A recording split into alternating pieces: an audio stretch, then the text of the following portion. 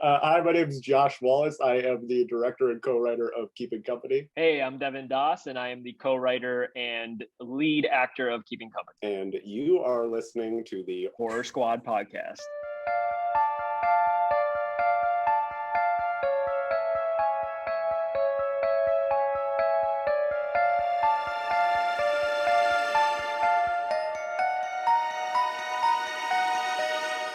Hello, welcome back to the Horror Squad podcast, episode number 196. Tonight we're talking about VHS 94, which is currently streaming on Shudder. I'm one of your hosts, Todd. We have Steve, Sam, and Joe. Joe looking like a straight snack tonight. Thank you. Boys and girl, how you guys doing? Doing great, Todd. We got an interview tonight for those who want to stick around after the episode. Steve and I were joined by director Josh Wallace and also writer / star of the film Devin Doss for their movie Keeping Company, which is currently running the festival circuits right now. Has not been released like to the public yet, but you can we'll post all of their social media handles and whatnot on our social media, so be able to keep up with it that way. But Steve and I will be doing a review of the movie during our What Watch segment. So stay tuned and check it out. Very nice. You guys up to anything or just normal business? So first, happy Canadian Thanksgiving to all our Canadian listeners. Woo woo. Nice. It's Thanksgiving the day we're recording this, so I am currently under the turkey sweats. It's not over till you're sweating meat. Yeah, right, exactly. So it was a great weekend, though. I got to see my family, and even more so, I actually got to see my college buddies for the first time in a long time. A lot of them I haven't seen in 2+ years. So it was really cool to see them. I know some of them are listeners of this podcast. So how's it going? And yeah, it was a great weekend. Honestly, had a lot of fun and excited to, kind of get back to regular life. But I'm happy everything happened. So What was your favorite thing you had? Food-wise? Yeah.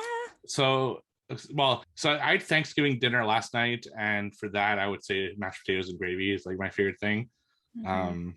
But over the weekend I went to see my grandparents. They're like 85, and my grandmother always made these like amazing meatballs that no one's ever been able to replicate. And since she's like older, she hasn't been able to really do them for a long time, but she said since it was Thanksgiving weekend, she's going to make me some. And I went over to their place and got some of her meatballs, and it was amazing. Just the best. So that's definitely one of the highlights of my weekend right there. You got to finagle that recipe out of her, dude. I tried replicating it. It's like grandma's touch, it's just like, I can't. It's made with love, dude. That's right. It's impossible to replicate. But damn, watching her cook brought me back to like my childhood and stuff. She's a mad woman when she cooks. I mean, I was watching her just afraid for my life. She's putting like the packets on the stove burner and then takes it off and then touches it with her hand to see if it's hot. Then the stove burner like catches on fire. She just like blows on it and like it's oh my god. But that's the way she's always cooked. She's like crazy. Grandmas are a different breed, dude. Oh, They were brought up a lot tougher than we were. No kidding. And she's cooking like 8 things at once, whereas I cook one thing and I'm like panicking about it because I have to like watch it. She's just, it was crazy. It was quite the show.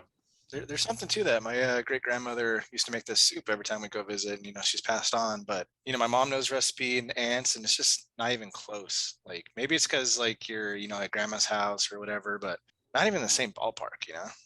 Shout out to grandmas. Yeah, absolutely. And Joe, we got the big event this coming weekend, right? Yeah, tomorrow, if you listen when this podcast is released. But yeah, tomorrow is the big day.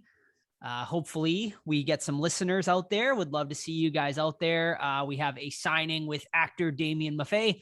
You'll know him best for the man in the mask in The Strangers Prey at Night, and also as the devil in Haunt. So let me break down a little itinerary for you guys for the day. If you do want to come out, you can come out to any or all of it. So starting at noon, there will be pre-order pickups for donuts. Speakeasydonuts.com you can order from. They will be having 2 of Damien's most famous characters, a Man in the Mask donut, which will feature maple icing and a candy axe, and also a haunted devil donut featuring raspberry icing. So you can order those. Pre-orders do close for those on actually the day you're listening to this, on Friday. So you donuts will not be sold at the event. This is a pre-order only, as obviously these are very like highly detailed donuts, so she needs time to make them. So if you can order some of the donuts, it's $18 for a box, and they are pretty dang cool donuts. Okay, and then at 1 o'clock, starting at 1 o'clock, will be the signing from 1 to 5 p.m. at Silver Moon Comics, which is located in the Witch City Mall. Damien will be signing autographs and taking photos. He is going to be accepting cash and also Venmo and PayPal. We will have his Venmo, PayPal information, like barcodes, so we can scan it right there. It'll be very easy for you guys to do it that way. It will be $40, which includes an autograph and a picture. Also, please note that masks are required indoors, but you will be allowed to take your mask off briefly for a picture. And then at lunchtime, I'm not exactly their exact hours yet, but the Crypt Salem horror themed pop-up restaurant right now is going to be featuring the Damien Muffaletta Burger, which is a 5-ounce beef patty with provolone cheese, olive and banana pepper relish, crispy sopressata, and herb aioli. So you can get a delicious donut. They are going to be operating directly out of Cinema Salem, which is in the same exact mall. So very easy to go over there and pick up your burger. And then lastly is our screening, which is at 8 p.m. Over at Cinema Salem, cinemasalem.com to purchase your tickets. They'll be screening Haunt with a Q&A following, hosted by Sam and myself, as we will be representing the Horror Squad podcast. So yeah, hopefully you guys can make it out. I'm very excited for the event. It should be a great time, and if you cannot make it out, we'll definitely be posting a lot of pictures and whatnot on our social medias, and we will give a full breakdown of it on next week's episode. You know what? If people are on the fence still, I'm looking at the website for Cinema Salem, and you can do a double feature with Creature from the Black Lagoon, That's followed right. by Haunt. That's a cool lineup. Yep. And then Bride of Frankenstein, the Mummy. Damn, that's a good lineup. Yeah. Cool. Totally. Awesome. What's And up with then you, Sam? Do what? What's up with you? What's up with me? Nothing. Just listening to Joe ramble like always. He's What up, excited. bro? I'll be back over here now. Bye. But Sam, what about the dog parade? I know you were Oh excited. my about God, that. there's a dog parade and you were just going to not tell us about that? Yes, there was a dog parade. It was the Halloween pet parade by Salem Main Streets. We put Raven in it. She didn't win, unfortunately, but we did dress her up as the cutest little pumpkin in the patch. And there were some great costumes I shared on my stories this past weekend. There were a few Georgies from It. There was like a 3-legged dog who was a Georgie. He was so cute. What else was there? There was like this little teeny tiny Chihuahua that had like a little ghost sheet costume. It was so cute. He was so tiny. What were the finalists, Sam? For the I don't know. I haven't looked because it was kind of crazy. And so they all lined up. And I knew that Raven wasn't in the running. So we kind of stepped back, but I'll have to look and see. But what else did we do? Oh, and then my friend Michelle, she had like a few people over. And it was kind of like a little spooky gathering, which was fun. But nothing too exciting, I guess.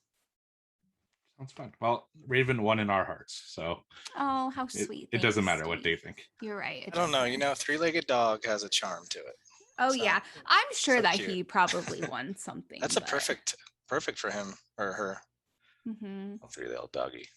Yeah, it was like just looking around at everyone's faces. Everyone looked so happy. Yeah. Any dog fights? I hope not. No dog fights. Yeah, we did a No. dog event. My daughter's in the county dog club or whatever they meet. once a Oh, month. that's awesome. I forget what it's called, but it's a dog club, and they had a Halloween dress up year before last, I think. And my dog's chill, Bruce. He's like, but get out of my personal space. Don't come smelling my butt. I don't know you. Don't And, do it. Someone snuck up on him and smelled his butt. My dog, is like, get back, bro. It's a minor incident, but it's all good. What did he dress up as? He was a llama that year. Oh, And cute. then this year you guys saw he's a UPS man. So cute. I love that costume. That's good. Yeah, it's so funny. Little hands. It so funny. is. Mhm. It's That's awesome. adorable. All right. let's get into some questions. You can ask us those questions on social media at the Horror Squad Podcast or on our Discord. Very active these days. We got a few new people that joined the Discord, so welcome to the group. It's always a fun time in there. And if you'd like to join, just send any of us or our official pages a message, and we will get you the link so you can join in the festivities. The very first question is actually one from last week. It was sent after our cutoff, so we weren't able to use it, but I did want to include it this week because they are good questions. This is from Caleb. Says, hey squad, hopefully everyone's Spooktober has started off on a great note, and I can't wait for the review this week. My first question is, with the wide variety of animated spooky movies, which one would each of you personally like to live in or be part of? Good question. Sam, something came to her mind already, I can see. What is it? No, I was just gonna repeat the question. Spooky movie that we want to be part of? Animated. Animated? I don't know. I feel like Paranorman would be mine. That'd be fun. Lay some out there for me so I can refresh my memory. We got Addams Family movies.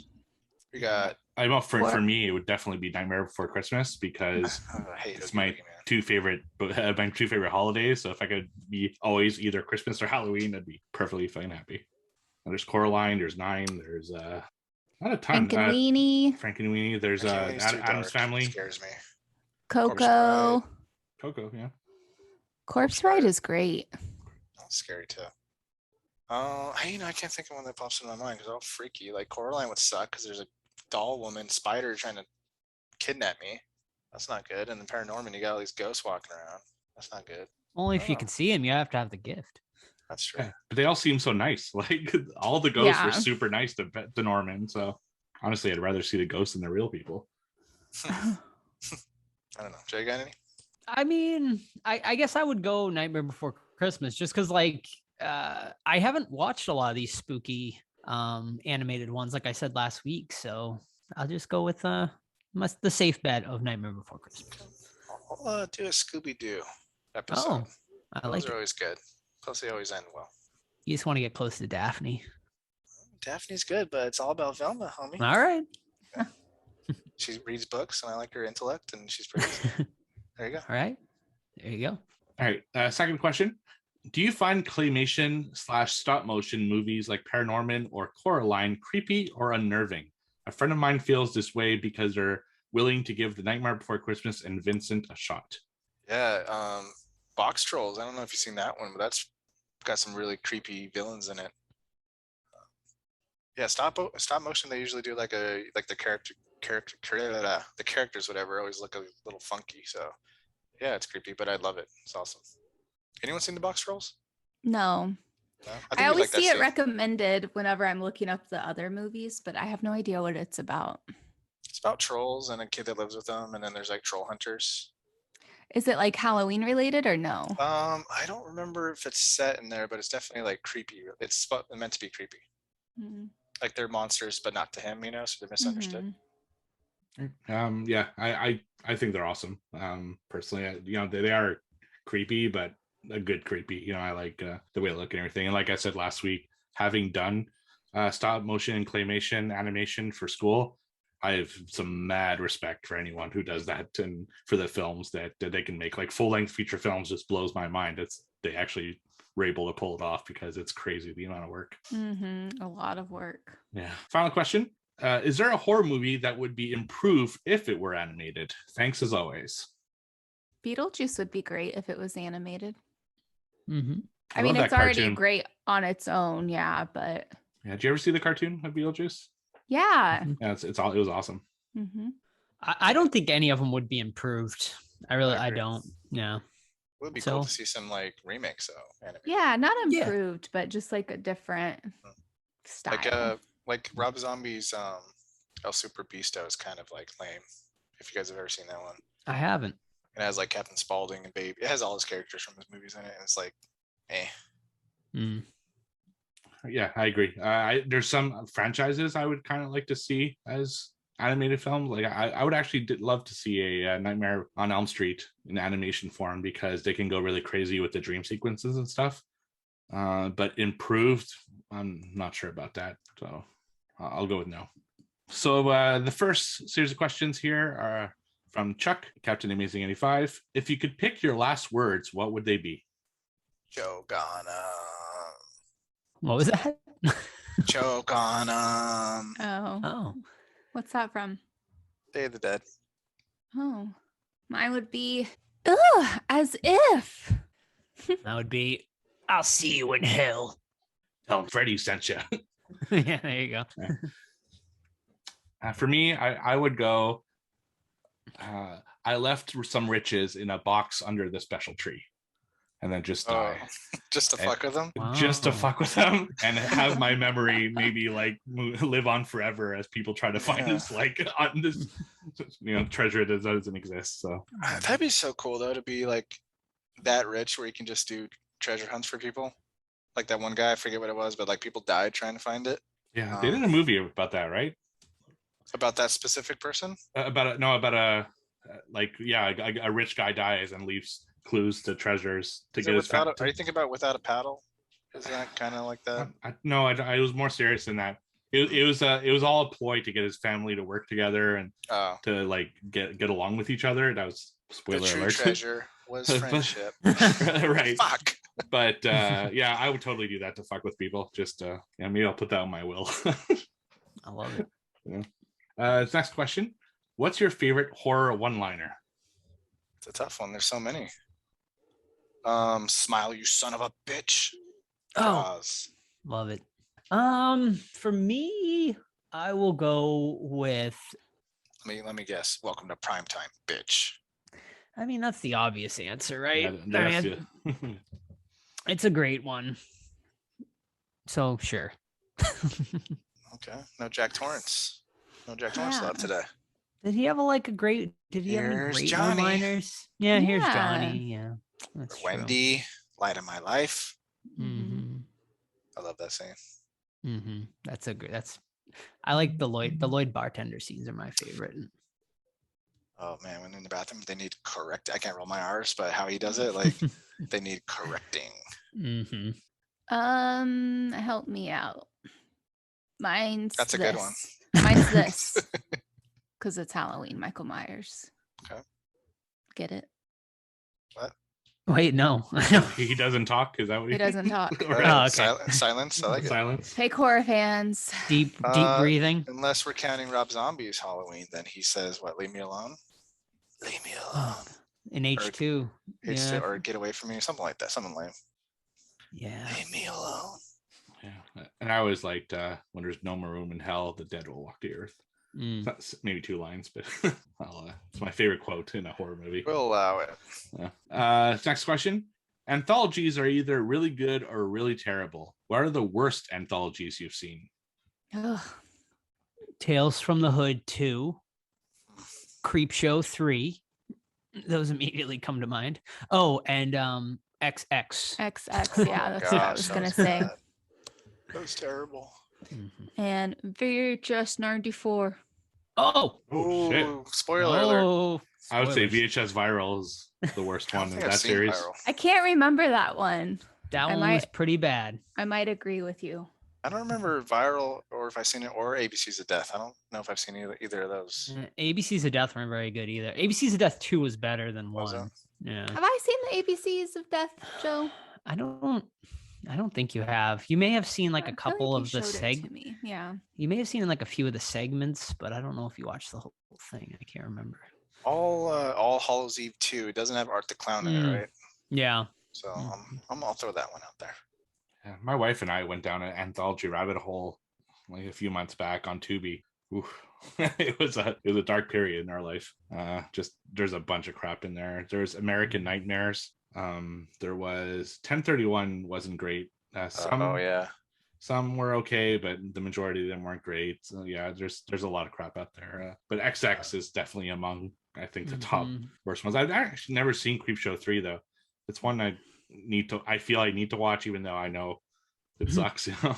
Yeah. There was one we watched recently. Me and Steve covered that wasn't very good. I think I liked it more than he did, but no, it had Macy Gray in it. I can't remember. Yeah, right. We had an interview. We had an interview for it and everything, but I just can't even remember the damn movie's name. That's going to be on the bottom of my list here. Let's see. Movies I watched in 2021. You know one that people like, but I don't, is Tales of Halloween, I think it's called. Yeah. Oh, I don't I really was like that one Oh, you either. know, Yeah. I see it getting a lot of love. I don't know if it's just recent thing, but I remember not being able to finish it. Yeah, it wasn't great. It was Phobias. Phobias, that's right. Yeah, that wasn't good. Not Try really to good. say goodbye. If Macy Gray took our interview instead of the Wendy Williams show, though, I would have liked it better. Chuck's last question. Samming, what do we feast on with this one? Ooh. Not a lot of options, huh, for this one. Mm-mm. Vampire blood. That's I was gonna say that joke, but I'm like, that's too easy. Got to make it into like a food recipe, All right. but Well, vampire blood. maybe Vampire some punch. some bolts for all the Uh, biomechanics. Red velvet cake with tint of vampire blood. Okay. That work out. Alright. Fruit And punch. you can't go out in the sun, so be careful Ooh. or you'll explode. Oh. Literally. Next one's from Cody, Odd Jobs versus 007. Did any of you ever record any horror shorts on your camcorders growing up? My brother and I did a total Evil Dead ripoff after watching too much of it late one night. Oh, Steve and I have. What about you and Joe and Sam? I don't think I don't think I did a horror one. I think I talked about it on the show before, but I did a Twister remake. Like we had like That's cool. yeah, we had like this like what do you call it? I guess like these doors that like open that go into your the cellar basement, you know? doors? Yeah, like those cellar doors. And me and my cousins like recreating it, and we got like my dad and my uncle like were like out of the shot, and they were like the tornado like pulling us up, you know, so it looked like we like floated up into the tornado. And then my mom and my aunt were like throwing leaves like in the basement and stuff like that. I wish I could find it. It actually looked great. How fun. That's fun. I'm trying to think. I feel like we just reenacted shows a lot and some scary movies, but I don't know if we actually filmed them. It would have been with like a old camcorder, like the heavy ones that sit on your Like a shoulders. VHS one or Super 8 or something. Yep. Oh, Awesome. okay, not Super 8, Todd. Relax. 16 millimeter. I Yep. had a 16 millimeter camera one time because I wanted to learn editing with splicing. It's hard. Oh. It's impossible. Spoiler, it's fucking hard. I don't know how those classic filmmakers did it. Did you do it Oh, with the yeah. clothes hangers and everything? Because No, I had like had a to do it in splicing college. machine. Yeah, so did I. But you know, when you're editing a sequence together, we had clothes hangers around our editing machine, and we had to like hang the scenes so that later we can cut them together. Our teacher was adamant that we learn how to like cut film because he The thought purist. he was a purist, not knowing that you know the world was going digital. Yeah. But yeah, it was very interesting and difficult. Yeah, films. It sounds and looks great, but gosh damn, it's fucking impossible to work with. Yeah, for sure. But yeah, I definitely did as well. I mean, I studied film, so we had to do shorts, and I'd say 90% of the ones I did were all horror. So I absolutely love it, and it was a lot of fun. As did I, and it was either horror or like shootout scenes or cops or something like that. Yeah, me too. Except one, I did football in the groin because I had an assignment that Like it had to be, Simpsons? yeah, it had to be a 3-shot, like a 3-edit short.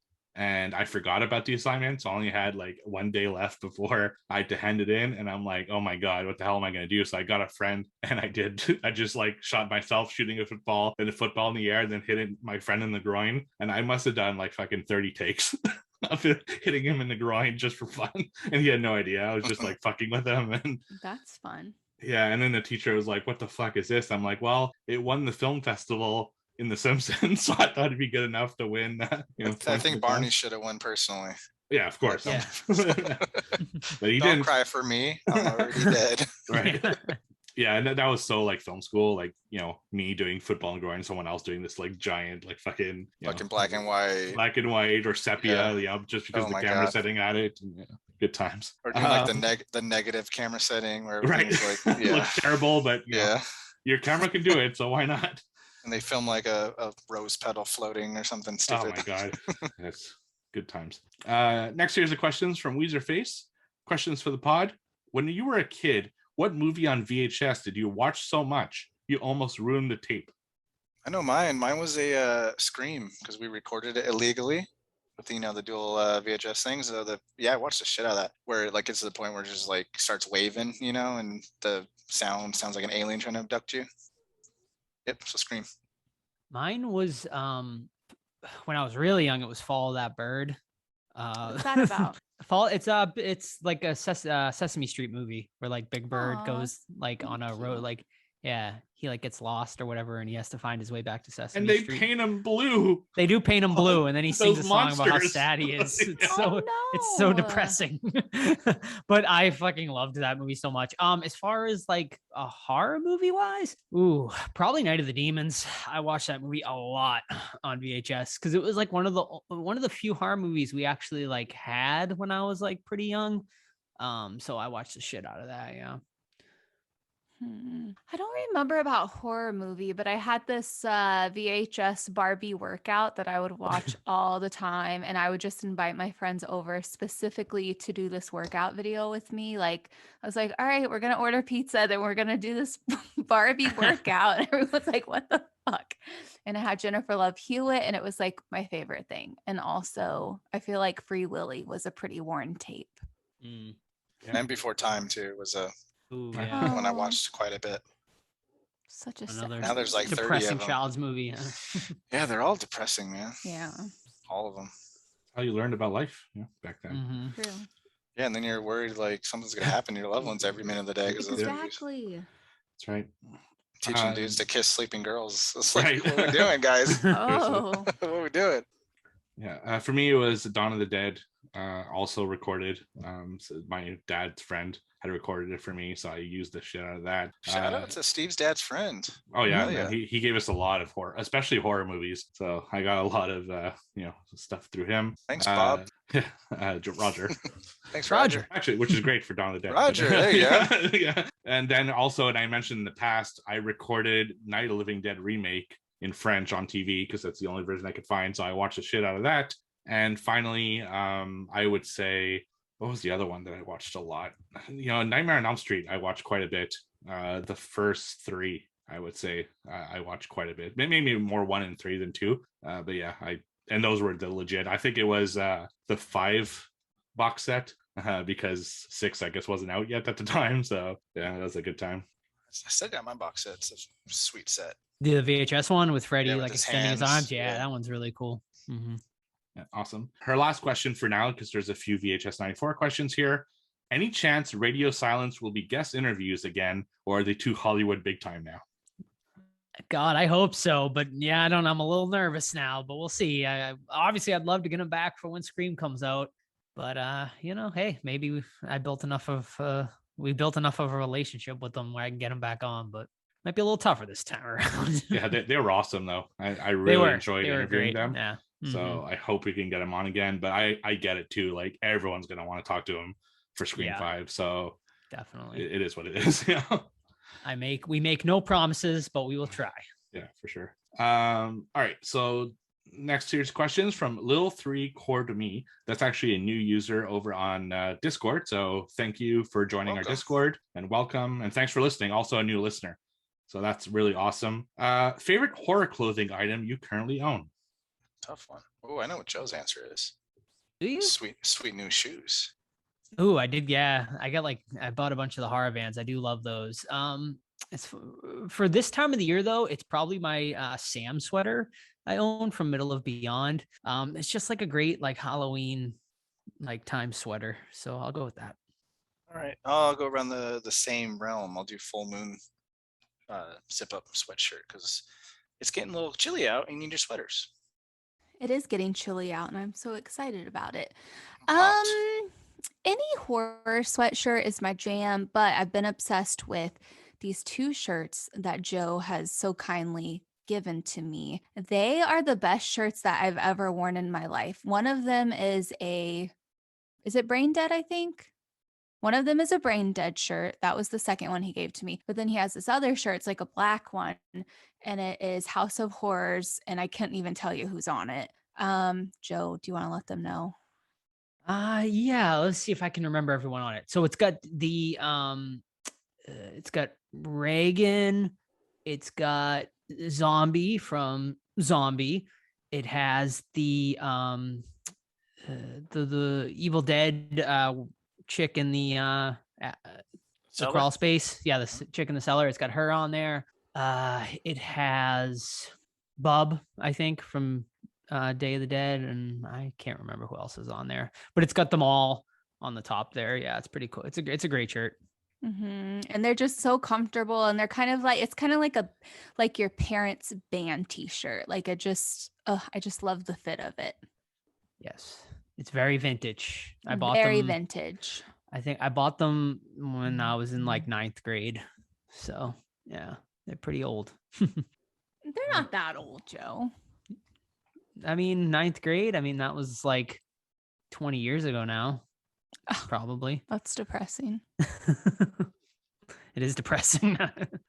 So my favorites are, I have a Killer Clown shirt from Halloween Horror Nights. I have a hilarious House of Frightenstein shirt that I just got recently. That's really awesome because they don't do a lot of merch. I am getting a shirt, I don't have it yet, from our buddy Rick from the Frightmare Collective. He is now selling shirts on TeePublic, so go support him. Really great shirt designs, and I picked one up and should get it in the next few weeks. So very excited about that. And of course, the shirt that I wore over the weekend when I went to see my friends after 2 years was our shirt, the Horror Squad Podcast's Halloween, Play on Halloween shirt. It's awesome. Like, honestly, it really came out really good. And you can also pick that up on tpublic.com/the Horror Squad Podcast. So yeah, and thank you to everyone who ordered some. I saw quite a few pictures of people with them, and we really, really appreciate it. Next question.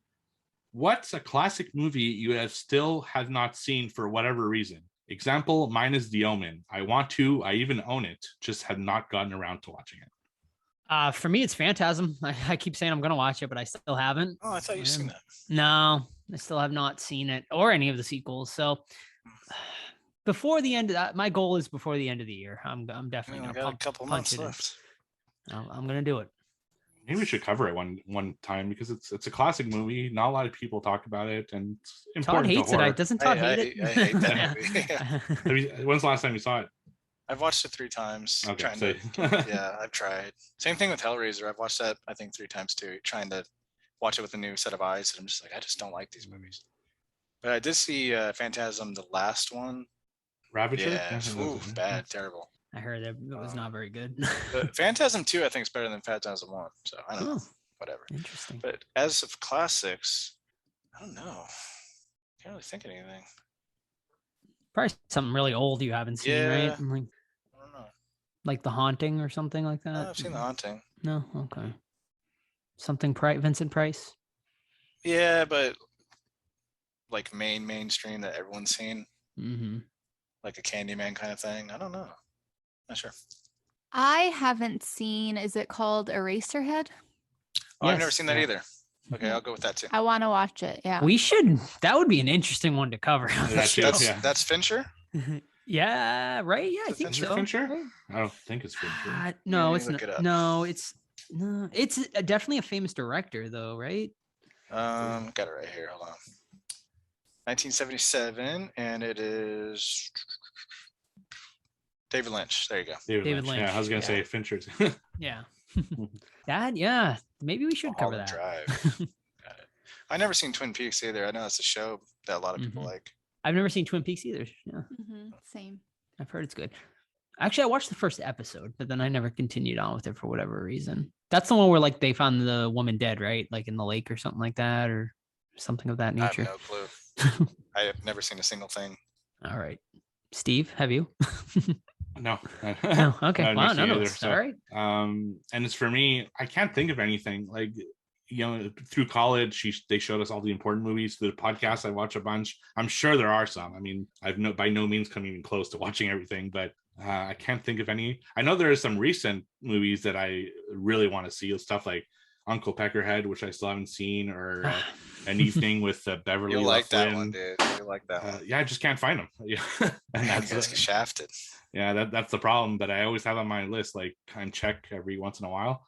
So there's a lot of like stuff like that I'm looking forward to seeing. But as far as classics go, I mean, there's Hammer films I haven't seen. There's old films, a lot of old films I haven't seen. Yeah, I haven't seen nearly enough Hammer movies, for sure. Right.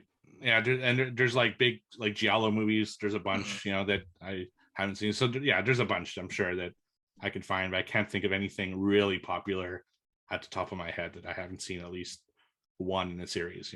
Italian movies is a great market if you haven't tapped into it yet. There's like a ton of good slashers in there. Yeah, for sure. Zombie movies too. They make good zombie movies. Yeah, absolutely. And they love breaking those eyes. Like they love the eye stuff. They love the eye pokes. It's crazy. All right. Her last question. What's one irrational fear you have, if any? Example, mine is getting stuck in outer space, like going into space and getting stuck there forever. Even though that is something I will never experience, it's still a fear of mine. Hey, you never know. Elon Musk might make you go to space for whatever reason. So I mean, hang on to that fear. William Shatner is going to space, so why can't you? Yeah. Is he when? Like next week or soon, like really soon. Wow. He's like 90, isn't he? Is he gonna make it? I mean, honestly, he could stay up there for all I care. What if it turns into that one movie like with Tim Allen, where they have to pretend they're like real space pilots? Oh, is that Space Quest? Galaxy Quest. Galaxy Quest. Yeah. Irrational fear. If I'm in any body of water, pool included, I think there will be a great white shark literally airdropped by a helicopter just to kill me. So I still think about that, especially when you're like swimming and you start thinking and you're like, oh fuck, is there a fucking great white shark behind me in this pool? I think Alligator did that too. And in the Alligator movie, there was an alligator in the pool. I think that's where I got that from. A crocodile, one of those. Not cool. Yeah, mine's something ocean related too, like whales, sharks, just creatures that I don't even know about. Like someone has done a science project on a little creature and just drop it in lakes and oceans where I'm swimming at. I love it. Mine's like superstitious stuff, like walking under ladders. Like I legit think like I will really get bad luck if like I walk under a ladder and like or break a mirror or something like that. So I try to avoid any sort of stuff like that or stepping on cracks. You don't step on cracks at all? I mean, I definitely do. Don't say it. It's like saying Candyman in the mirror. Right. Yeah, the ladder. Honestly, like the ladder is probably my biggest one. I'm in construction, and there have been times where I couldn't cross. Like I would go up a stairwell, and there would be like a ladder that I couldn't go. So I would literally go down and go to a different stairwell and avoid that ladder, so I wouldn't have to walk up and go under it.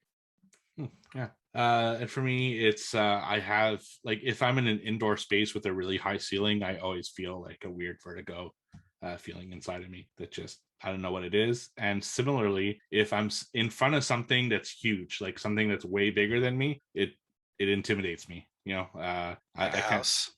Not a house. It has to be indoors. It has to be indoors. So, for example, I saw like a plane indoors. It just I don't know. It gave me like a weird like chill that there's something that much bigger than me in the room with me. I bet there's an official phobia like gigantophobia or something. Yeah, maybe. It's I don't know what it is, but I guess that's why it's an irrational fear. And our last series of questions here are from Mandy. She also asked which VHS we watched the most, so I won't cover that one. What's the rarest VHS you own or have owned? Good one. Mine would be Clown House. Ooh, I owned it. Yeah, I bought it on eBay like way back when, probably before all the shit. In high school day. No, like it was in high school, I think, or like the late 90s. But honestly, I didn't know about that shit. I don't think. I just remember like watching it on TV and like really creeped me out, so I wanted to find it again. And I found it on eBay for like a really reasonable price at the time. But I know nowadays it's like really rare and goes for pretty big money. Yeah, I have this really strange Dawn of the Dead German VHS that I have no idea where it's from or who made it. I'm pretty sure it's probably a German guy that did the same thing we did, copying tapes. And somehow it got on eBay and someone made a custom cover for it, but it's in German, which is cool. And then I owned one called Zombies versus Ninjas, which like is a VHS tape that I ended up selling for $100 because I guess it was rare. So that was fun. I don't know if it's rare. I have Jack Frost on VHS and then also a little movie called Devil, Toil and Trouble with the Olsen twins. Thank you very much. I mean, the Olsens are back in the news, so they are for what? Oh, the other Olsen, Elizabeth Olsen. But still, I mean, it's an Olsen. Yeah. She's the triplet. Right. I was never really a big, like, I owned a lot of VHS tapes because I went to the video store all the time and bought some, but I wasn't like a collector of VHS tapes, you know, so I never went out of my way to buy anything. So everything I owned was from like local stores or like my my video store. So I don't think I actually owned anything rare that I know of. Maybe I did and I didn't know, but I honestly couldn't answer the question. I'm gonna have to show you one, Todd. I may have sent you a picture of it like last year or something, but I found it at a thrift store with Sam. I think it might have been when I went and visited. Actually, it was probably more than maybe like 3 or 4 years ago, because I feel like I found it in Kansas. But it's a limited edition VHS of The Evil Dead, and it's like numbered and like everything. Oh, is it Anchor Bay clamshell? It is a clamshell. Oh, okay. That's probably the Yeah. Anchor Bay one. Yeah, they're Maybe. limited to like 1,000 or something. Yeah, I'm Probably not more sure. than that, but yeah, that's cool. Yeah. Cool. Her next question: what did you love / hate about VHS tapes? Rewinding them was the worst part, probably. Oh man, it was fun. You would rewind and it would like start off slow and then go fucking ape shit, and you're afraid it's gonna like shatter or explode the VHS player. Did anyone- I love did- tapes, man. They're cool. Did anyone else have the car rewinder? It was like an actual car, and like you stuck it. No, just Oh, a okay. normal rewinder. Yeah. Okay. Remember rewinders in general? Like that's kind of weird. We had those. But yeah, that, and I also hate like obviously tracking. Like that fucking sucked. That's true. That's a bad one. What sucked? Like the tracking, like how you would have to like fix the tracking. Like Oh Like, yeah. it would the be like tape. all fucked up, and you had to like fix it. Yeah. I never understood why, like when you rented a VHS, it had to be returned so quick. I'm like, there's not a million of these little plastic things running around. Like, why do I have to return it in 2 days? Because the VHS, it probably costs a lot of money. I don't know. Steve, you worked at a video store, didn't you? You probably know the answer to this. Yeah, no, it's because back then it was the only way for people to watch movies. So if you didn't bring it back, then people wouldn't get to see it. And like think of a new release, right? I mean, later on, Blockbuster had 1,000 copies of new releases, but back in the day, you got 2 or 3, and you're excited about a new release, and you know there's only 2 or 3 people that can have it at a time. It just pushes people, and you know people lose interest after 2-3 months, and then they can wait another year or so. That's why you had to bring it back quick so people can watch it, and that was the reason. At least back in my. How many copies did a movie usually have, like a new release per location, do you think? Like pre-Block, because Blockbuster had that thing where it's like guaranteed that their new releases were going to be there, but pre-Blockbuster it was usually only 2 or 3, 4 if you're lucky, if it was a really big release, but it wasn't a lot. Yeah, so Remember the heartbreak though of going to the section and it's just Yes. an empty placard or something? always. Yeah. And then you have to go up front to ask Yeah. the person. They're Do like, you have no, we this? don't have any. And you're like, well, what about that stack that you haven't checked? And then you get in the car and you see someone return it and you're Yeah, like, maybe you're like, "Oh, that's what you it. Let me got?" go Yeah. check again. Yep. Yeah, I miss and those you have to days. remember that a lot of places you didn't know when stuff was coming out. There's no internet, you know. It's Yeah. They would have that sometimes board, they have though, the, behind the the board checkout. exactly. Yeah. You had the Mhm. board, and that's all Yeah. you had, and you had like maybe a month a notice at best. Mhm. So yeah, it was definitely a different time. Mhm. Was. Do you remember that feeling when it was sold out and you're like, oh, did they bring any back? And like they go and check that little return Oh, box. yeah, and they're like, yeah. we got one. And you're like, yes. The box or the cart that's Yeah. like ready to go, and like Yep.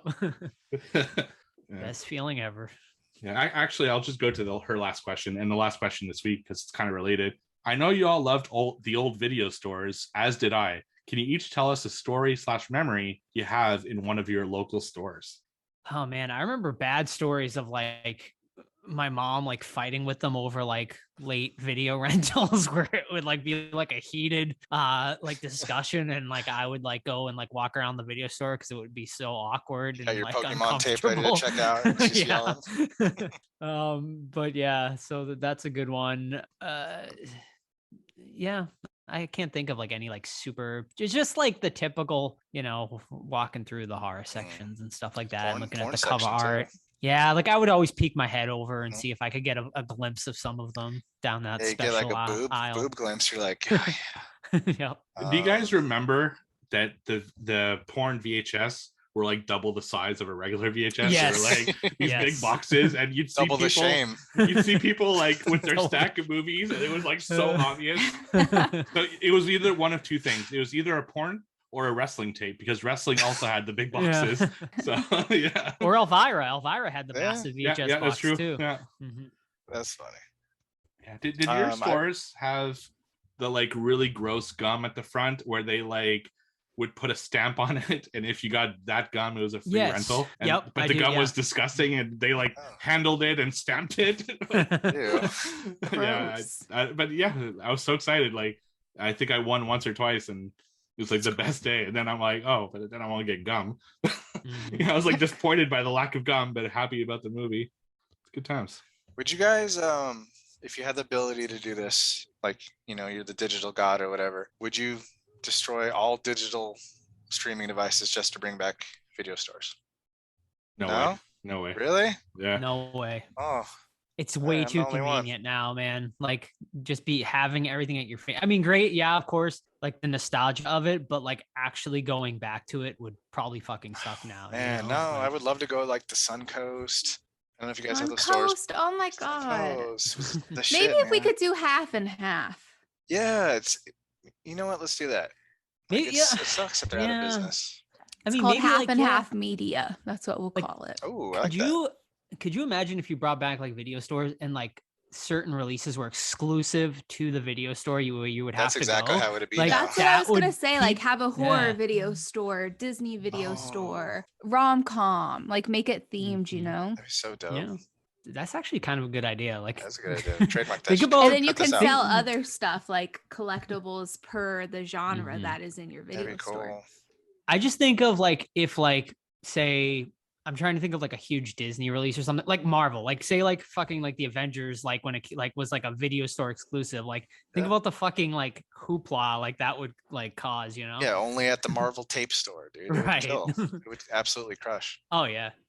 Damn. Yeah, good times. I just Bummer. miss that like musty, like Yeah. gross carpet, wet carpet Mm. smell that the stores had, and Like Oh, the God. one, like the mom and pop shops that have like one light bulb. well, yeah, that's right. They never change their light They bulb. change your light bulb. God. Yeah, I Ah, love and that. the video store displays were usually really awesome too. Yeah, yeah, Like the yeah. Fuck, advertising damn it, stuff. Netflix, you fucking bastards. Yeah. And then Yeah, not even but- the best streaming service anymore too. It sucks. Yeah, but streaming is so nice. It is. It's convenient, but oh well, And you don't have to worry about things selling out. It's like always that you're there, you know, and that's true. Yeah. Rest in peace, video stores. yes. Hopefully they'll make a comeback one day. I mean, I have a record store nearby, so if we could have a fucking record store, I think VHS or at least video stores can come back, at least in some form. There are still video stores out there because when I went to go visit Sam in Kansas, there was like 5, what were they, family videos or something? Those went out of business though this year. Did they? I don't All know. of them. Yeah. Oh, COVID I got them. That's Yeah. such a bummer. Mm. Yeah, they had 2 over here. They're pretty awesome. Still got one blockbuster kicking though. Going strong. Yeah, going strong. You can sleep there now as an Airbnb. Yeah. So I would totally do it, man. That'd be so I fun. would too. yeah, if it wasn't so far, yeah, I'd totally do it. But yeah, that's all for the questions this week, at least until the end of the movie, because we do have a couple VHS 94 questions. So thank you for everyone for sending them. And now a little word from Deadly Grounds Coffee. Everyone thinks because you're a zombie, you don't know good coffee. Well, they're wrong. There's only one brew that gets my seal of approval. Deadly Grounds coffee is my guilty pleasure. The aroma is so intoxicating. It brings all of my neighbors out of the woodwork. Deadly Grounds coffee. Coffee to die for and zombie approved. It's good to get a little deadly. Use the front door! Oh, they're so disgusting. What watched? Actually, I'm kind of excited for what watched. I finally watched *Malignant* like 3-4 weeks late. Oh. So I'm really eager. I wish I could have been on that conversation. I guess I have to listen back to it, but it took me a few days to process it. Not that it was anything like difficult to follow, but just like, did I like this? Because I have some like really big issues with the movie. And for people that haven't seen *Malignant* yet, don't listen to this because I'm going to spoil it so I can talk to you guys about it. But maybe I missed it or I'm too stupid, but I didn't understand the electricity / superpowers angle. Was that explained at all? Like, I know in the beginning, like he's feeding off electricity, but how? Why?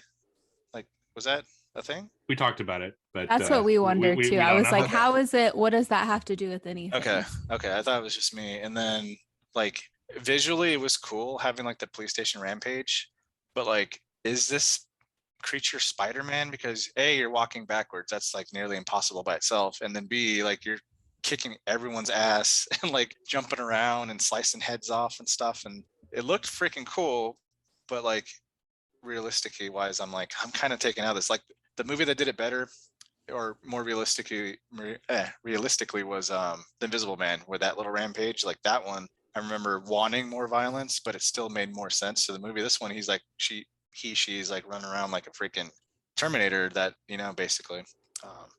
Other than that, like I really like the evil twin aspect. The violence was fucking great. I love that stuff. And then it was different. It was like different than what James Wan usually does, and it still looked great. Like the shots and like the creepy house with the fog and all that stuff. So overall, I liked it a lot. I gave it like a solid 7.5. But yeah, it took me a little bit to process it for sure.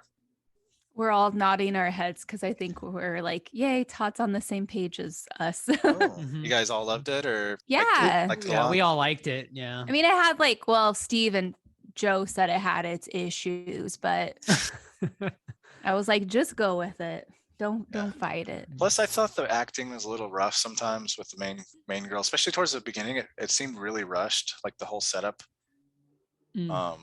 And then when he slammed her head, I'm like, oh, this is gonna play a part in something. And yeah, And it did. it did. Yeah. I'm like, we should get that blood checked out, girl. Let's not leave that. Oh, and one thing though, and I'm sorry to be lewd, but how did her sexual partners not notice that much scar tissue? Because you know there's scar tissue on the back there, and the back of the head, and then the back itself. That's just like a.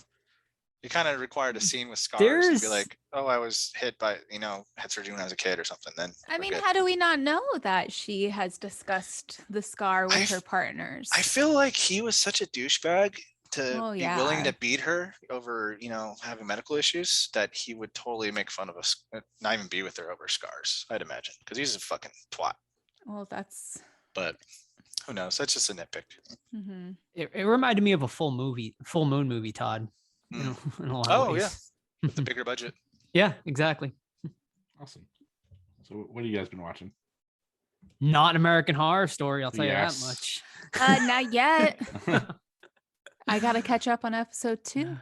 What do you want to talk? You want to talk about something together, Sam? I don't even remember what we watched. What about the Muppets Haunted Mansion? Yeah, we can talk about that. Okay. So yeah, me and Sam watched the Muppets Haunted Mansion, which is the new Disney streaming. I think Steve watched too. I don't know if you were going to talk about it. I haven't had that chance yet. Oh, you haven't? Okay. I will for sure. All right. Yeah, so it's streaming on Disney Plus. It is their new Halloween special where we follow Gonzo and his friend, I forget his name, Pepe Le Prawn, I believe is his name, where they spend a night at the Haunted Mansion and encounter a lot of ghosts and ghouls and all of the spooky stuff. And basically they just have to survive the night. And if they do, I think they get like a cash reward or something. Is that how it went, Sam? Is that how it played out? I don't know if he got a cash reward. I think it was just something Like a that dare? Gonzo wanted to do. Yeah, he just Yeah. thought he had to be great at it or whatever. Right. Yeah. So that was basically the sum up of it. It is like an hour-long special. For me, this one misses the mark. I gotta say, I was fairly disappointed with this one, and I love the Muppets. I really do. I love the Muppets. I just found myself not engaged throughout it. I just feel like they could have did a better job with it. This was great. It's great for kids. I mean, but for the adults, I just feel like it's not there. Me personally, but I think Sam might have a different. Well, it's not meant for you, Joe. Yeah, I mean, I guess not, but I'm gonna have to watch it. There have been a lot of kid Muppet stuff that I've loved, like, but just this one for me, it wasn't for me. And I'm just putting this in the context of like an adult watching it. I think kids will probably love this. Okay, Joe, you make no sense because literally every single Christmas season, you make me watch a The Muppet Muppets Christmas Carol Yes, or which whatever. I the fuck. absolutely love. Joe gets so excited. He turns into a little kid. he cries every single year that we watch this movie. So him talking the craziness that he's saying right now, I'm kind of should tell you. shocked. It should tell you like that I was just disappointed. No. Okay, so I will say I didn't really know much about the Muppets. Like I would watch it here and there, just their other stuff, but I wasn't like a fan, like how Joe knows all of the characters' names and everything like that. So it had a lot of, I feel like they filmed this a few years ago because everyone that's in it was on the same cast of Dancing with the Stars on ABC. So I think they're like, since we have you on the set, let's just go ahead and put you in this movie so we can get it done. But I thought it was cute. I thought it was fun. I will say it didn't have that like special, that like heart in it. From what I'm used to with the Christmas one. But I will say, you know, I liked it and whatnot. But I think that Joe, I think it bumped down on his scale because after we ended up watching the Muppets show with Vincent Price from the like 60s or 70s, the 70s. And it was amazing. And so I think that's why Joe is now saying he didn't really like Muppets Haunted Mansion.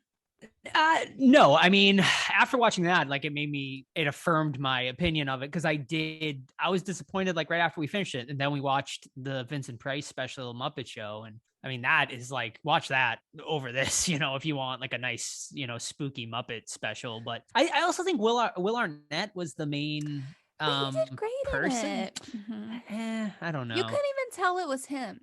Really? Yeah. I mean, you're like, hey, I know this guy, but it's not the usual Will Arnett that you're used to.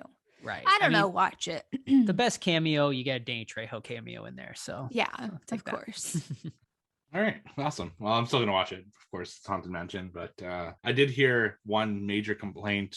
And Joe, I guess you would be more the expert on this. I heard the voices are pretty bad, like compared to the regular Muppet voices. Yes, Kermit's voice is just like not up to par for me. It just didn't sound like Kermit to me. It was just Gonzo's voice was a little off too. Yeah. So yeah, I totally. Well, I'm sorry. The people doing their voices originally can't live 500 years long. Well, they're still alive. They got fired by Disney. So. Oh, really? I didn't know that. Boycott. I don't know. There's a whole story behind it, but Muppet drama. I love it. Apparently. You should have done the voice, Joe. Hey, the ghost. But it was cute because Piggy dressed up as Kermit and Kermit dressed up as Piggy. Some little role play. Yeah. Steve. All right. I'm not a good Kermit. But my first movie is a movie I think is Todd that recommended. It was Todd or Joe, I forget which of the two, and that's Vicious Fun, which is a 2021 film over on Shudder. I think both Todd and Joe reviewed it at the same time, like 2 weeks ago. So this one quickly is a guy who he like really likes his roommate, and there's this like douchebag guy that she's with, and he gets mad at him. I don't remember why, but he follows him to a bar, and then he confronts him, and it doesn't go super well. He gets super drunk, and then he passes out in like a broom closet, and he wakes up, he's out of it, he comes out, and they're having what looks like an AA meeting with a bunch of people, and it turns out that it's serial killers who are having like a meeting together and talking about serial killing, and he pretends to be someone else, and then this crazy adventure ensues, and it's just it's a great film. I really enjoyed this. It's a lot of fun. There's a lot of comedy that really hit with me, a few jokes, not as much, but I had such a good time watching this. It's among my favorites of the year so far. The serial killers each like play a different serial killer trope from like movies. They have like the creepy clown and like the menacing like big guy, and you have like just great play on different horror tropes, and super enjoyable. Loved the performances in this, and I could not recommend this one enough. So that's Vicious Fun over on Shudder. Glad you liked it. Were you able to find Bloody Hell yet? No, I haven't. It's not available here. Son of a bitch. All right, my last one is a TV show. I think Steve touched on it last time, is Squid Game from Korea, which we're going to cover on our Geek and Gaming podcast in a week or two. But yeah, it's about essentially people that are down on their luck financially get recruited to play kid games with like 400 different other people, adults, and if you lose, you fucking die, and it's fucking legit. If you've seen Battle Royale, pretty much the same scope, except those are kids, these are adults. Has a lot of heart in it. Some of the episodes are pretty slow, and some of the twists kind of don't work, and are kind of, you can see them coming.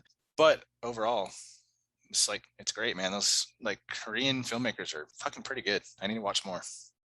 Yeah, it's a visually stunning film as well. Just the sound too, like sound. Yeah, it's a fucking amazing film. I can't wait to talk about it on our other podcast. Sure. It's going to be a good time. So yeah, definitely watch Squid Game, folks. All right, Sam, do you got anything else? I don't think so. All right. I'll go to tonight's interview movie then. 2021's Keeping Company. Steve and I watched this, so we'll tag team this review. But yeah, so this one is about a couple of insurance salesmen who basically go door to door. Basically, you know the thing. They knock on your door, they try to get you to, they swindle you, try to buy some insurance.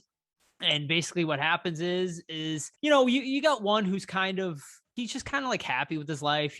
Everything seems to be kind of going right. He's a very positive guy. And the other guy, his dad is like super like tough on him and basically says he's brought shame to the family and whatnot. So what happens is their boss goes to the character is Sunny, the guy who's basically has brought shame to his family, and she's kind of like pressuring him. She's like, if I might be able to give you a promotion, but you're going to have to double your sales. So this kind of lights a fire under his ass to go out and start selling like crazy. And from there, he goes out, he starts aggressively trying to sell, gets so aggressive that in a rush, he ends up getting into a car accident with this really weird, mysterious, creepy guy who ends up taking off from the accident. They chase him down, go into his house. Bam, they're both knocked out. They are now locked up in this guy's basement. And I'll leave it at that because obviously no one really has seen this movie yet. So I don't want to spoil anything. It's still making the festival run right now. It probably will be getting released very soon. But yeah, overall, I liked this movie. It's a horror comedy. The comedy doesn't always work, but I feel like for the most part, it worked for me. There's some great cameos in this. We have David Wallace from The Office is in here. We also have Corey's dad from Boy Meets World, who people might know him best. But it's good. Like, I think it's a really good cast. The movie's like handled like really light and comedy, but like there's a pretty dark underbelly here. Obviously the movie is trying to convey a message, and it's a pretty obvious message, I think.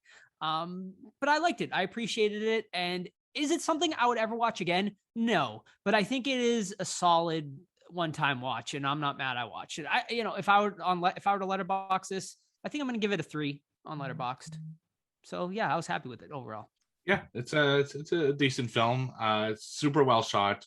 I like some of the performances in this. The two main guys, including one of the ones that we interviewed, play off of each other really well. I think their dialogue is like funny and witty and stuff like that. They do this thing like where they do chats under a blanket to make them feel like more like kids and have like serious conversations. I thought it was really clever how they played with that, and they went pretty deep. Like Joe said, even though it's a horror comedy, there are some really deep undertones of other things going on that are really interesting. I like the main like killer guy, the guy who kidnaps them and stuff. And yeah, there's some good stuff to be had here. So I agree with Joe. I think it's a good one-time watch. So that's Keeping Company at a festival near you, and hopefully VOD by next year. So my last one this week is a movie that Todd just mentioned, and that's a 2000s Battle Royale that I watched over on Tubi. Having watched Squid Game last week, it gave me a motivation to rewatch Battle Royale. I first saw it in college, so between 2001 and 2003. I don't remember exactly when, and I remember really loving it. It's about there's a Japanese law that every year they have to pick a class, and that class has to go on an island and battle to the death where only one person can survive. It's some kind of like control that the government has over people. So this big class of students, they are brought to this island and they have to kill each other. And it plays a lot like the Hunger Games, if you've seen that. Obviously, this is before Hunger Games, but if you've seen Hunger Games, it's a lot like that, where the students, they're all on this island and they kill each other and they build alliances with each other. And it's interesting the way that they build friendships, but then, have to kill each other. And the slightest little thing can change someone from working with you to killing you. It's a really interesting mind game. I really like movies like this.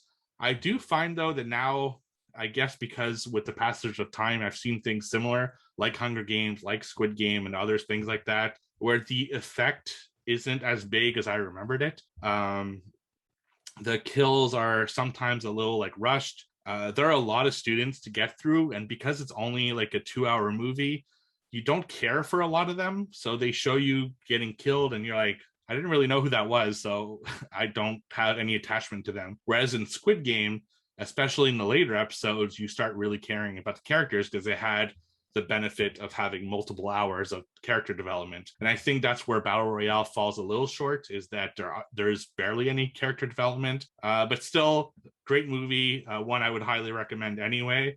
So check it out. It's on Tubi. Sweet. Tubi. All right, anything else? Trivia Game number 39. Currently Steve in first place, 94, myself 93, Joe 91, Sam 64.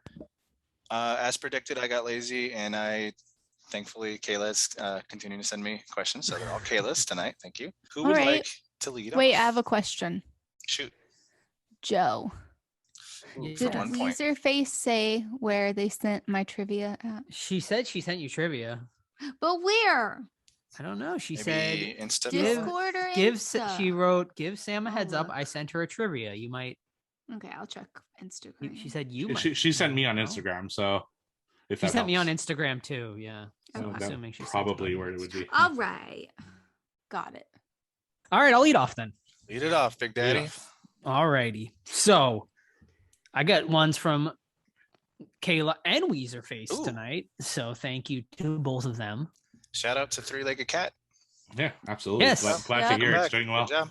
Yes, glad to hear the kitty's doing good. Did you see the matching outfits? How awesome was that? Yeah. She posted a matching outfit with her cat. It was really Yeah. hilarious. My cat wouldn't even let me hold her, let alone put a fucking outfit on her. Aw. Shout All out right, to you Satine. Are you guys ready? Yes. Hit me with Okay. Jack Nicholson stars as a werewolf in what 1994 Wolfen. movie? Wolf. Wolf is Damn. correct. Damn. Oh my What God. did Todd say? I think he said Wolfen. Wolfen. Yeah, and I pause. I'm like, that's not it. Yeah. That's a movie, though, from 1982 or something like that. But Gosh, speaking darn of it. cool VHS, the cover was him as the human on one side and him as the wolf on the Ooh. other. Oh. I don't remember liking that movie. Neither same. Yeah. Granted, I haven't seen it in I was a kid, so I may not have gotten Michelle Pfeiffer in there, too. I think so. Yeah, Yeah, I think so. Yeah. Mhm. I remember she grabs her breasts as a, Ooh. You would remember falls. that. Well, of course. I'm You would. a grown boy now. I gotta. Right. All right, I'll go since well, no, actually, Steve, go since you got it. All right, I'll go. I So can't the believe Wolfen. first, Fuck. the first two will be from Kayla, and the third one will be from Weezerface. Ooh. So the first one, Kayla, what is Damien's last name in The Omen? Maffei. Nailed it. Got him. What's the name of the fucking? He's a senator in that fucking movie. His dad. Yeah. No, I Wilson. mean, he's not a Damien senator. Peck. Nope. He's not a senator. He's like a diplomat or something. I don't know. I don't know what Peck's his character name is. No. Pass. You guys go. Yeah. It's Damien Thorne. Ah. So I was the closest. Yes. So You had one letter, therefore. Yes. All right, Sam. Would you like to go? Or do you want me to go? I'll go. Alrighty. So this question comes from Weezerface. Alrighty. How long did it take Nightmare on Elm Street in theaters to earn back its budget? 3 days. I'll go a week. 3 weeks. Todd is the winner. Oh, All right. 72 hours. Wow, that's Ooh. impressive. I was thinking the weekend, so Friday, Saturday, Sunday. I thought it was a slow mover, but I guess not. That movie like And- single-handedly saved New Line, didn't it? Yeah, It did. It did. Yeah. Mhm. Weezer Did. thought you were going to get that one, Joe. Well, She thought wrong. Oh, she thought wrong. well, we know who she's rooting for then. All right. So from Kayla, what 1982 film directed by Wes Craven centers around a scientist who is transformed into a plant-based monstrous creature? oh my God. Oh, Can you read Jesus it again, Christ. Todd? Sure. What 1982 film directed by Wes Craven centers around a scientist who is transformed into a plant-based monstrous creature? Deadly Friend. And oh, dig deep, Sam, because I think Steve might have come. No, he hasn't. No, I don't. I'm just thinking Wes Craven. Yeah, don't kind of take Wes Craven out of it. It's kind of not. one of those That's Okay. what. bigger known ones. Music of the heart. Adrian Barbeau's in it, if that helps. Sam, do you want I to don't know. guess? I am Plant and Plant is me. Nailed it. Correct. Swamp No. Thing. Oh, should I give it to Joe? I mean, you technically guessed Yeah, it right there you at got the it. end. All right, Joe got it. Swamp Thing. Nice. I didn't know. That's one I haven't seen there. I guess if that's a classic, I'm not sure, but I haven't seen Once it. you said Wes Adrian Craven Barbeau, directed I it? knew. yeah. Wes Craven, yeah. Oh, I did not know He's that. got some weirdos in there in the early Yeah. days. All right, back to Joseph. Okay. This one from Kayla once again. What country is the film Martyrs from? French, Mm. This is France. France. Correct. Damn it. Yay. Steve, ooh, that's right up your alley, bud. Yeah, I know. I knew it. It just took time. Yeah. All right. What 2008 movie starring Bradley Cooper features a killer known as Meat Train, Midnight Train. Yes, yes. Nice, good job. You said in the Did you say Meat wrong, Train? wrong She said- order, but it's good. She- yeah. yes. Yeah, I know what Midnight she Meat meant. Train. Yeah, Yes. it's all good. Meat Train. Meat Train, midnight. Midnight That Train. movie's fucked up. I haven't think. seen it. I remember not liking it. I think I need to rewatch. Really? Yeah. That was Yeah. one that I rented from a video store. I see. I didn't remember Bradley Cooper was even in that, so I definitely need to rewatch. Was that Isn't- before or after he was douchey guy in the wedding planner or whatever the fuck wedding That was- crashers? After, Wedding I think. Crashers. That would have been right before, I think. Right before. You Yeah. I think think? so. All right, cool. Yeah. What's that, Steve? That's me. So it's Sam. Oh, Sam. Oh, my turn. Mhm. All right. This question is from Kayla. Kayla. Alrighty. What was the profession of the main heroine in the 1981 werewolf film, The Howling? Reporter. Yeah, newscaster. Good job. Report- Did I report pronounce that right? Yes. Yeah. The Howling. Yes. Mhm. Yep. Mhm. All right. From Kayla as well. Okay. What is the name of the scientist that is kidnapped in The Creature from the Black Lagoon? Oof. Do not remember. Why? What is the main girl's name? Julie Adams plays, who's fucking gorgeous, by the way. Okay. Classic. Joe with the K, digging deep. Mm-hmm. It's because I told him. She's like my top like classic beauty, Julie Adams. dude. Oh, Like, okay. oof, smitten. All right. Do you ever, back get, to, do you ever Joe. get a chance to meet her? I didn't. Anyone? No. Yeah, me either. Sam's got her auto though. I got her like a signed DVD signed by like a lot of the cast. Yes. Alrighty. Last question. This one from Weezerface. Okay. What starter kids horror film was the first feature-length live-action film with a digitally created 3D CGI character in a leading role? Ghostbusters? Incorrect. That's a good guess. So live action, but with the CGI characters. In the leading Man, role. Leading role. Fuck. Waiting? So this would probably be, I'd imagine, 80s. Can I get a second guess after, Yes. after they guess? Yes, yes, Yes. for sure. It's not a horror movie though. It's a starter horror. Yeah. Starter horror. So family horror, you know. Oh, Who Framed Roger Rabbit? Incorrect. I wouldn't say that's horror. I was throwing it out there. You gotta guess. It's a Sam? scary movie though. Christopher It Lloyd's is pretty terrifying in that freaky, yeah. movie. He's like drowning Um, tunes. Ghost Dad. Ghost Dad. Is it Casper? It is Casper. Oh. Yeah, because he's Yeah. starring. So I figured. Mhm. You know. Oh, dirty. Yeah. I thought of it right after saying Ghostbusters. Sheesh. It does seem late though, right? Like It does, 90, yeah. What was that? 90? What was it? Yeah. 90 again? in the 90s, yeah. 92, Early 93. 90s. Yeah. Oh. All right. This one is from Weezerface. It's going to be closest to, but you Oh. have to be within 50 million, or else I'm not giving you a point. Oh, all Okay. right.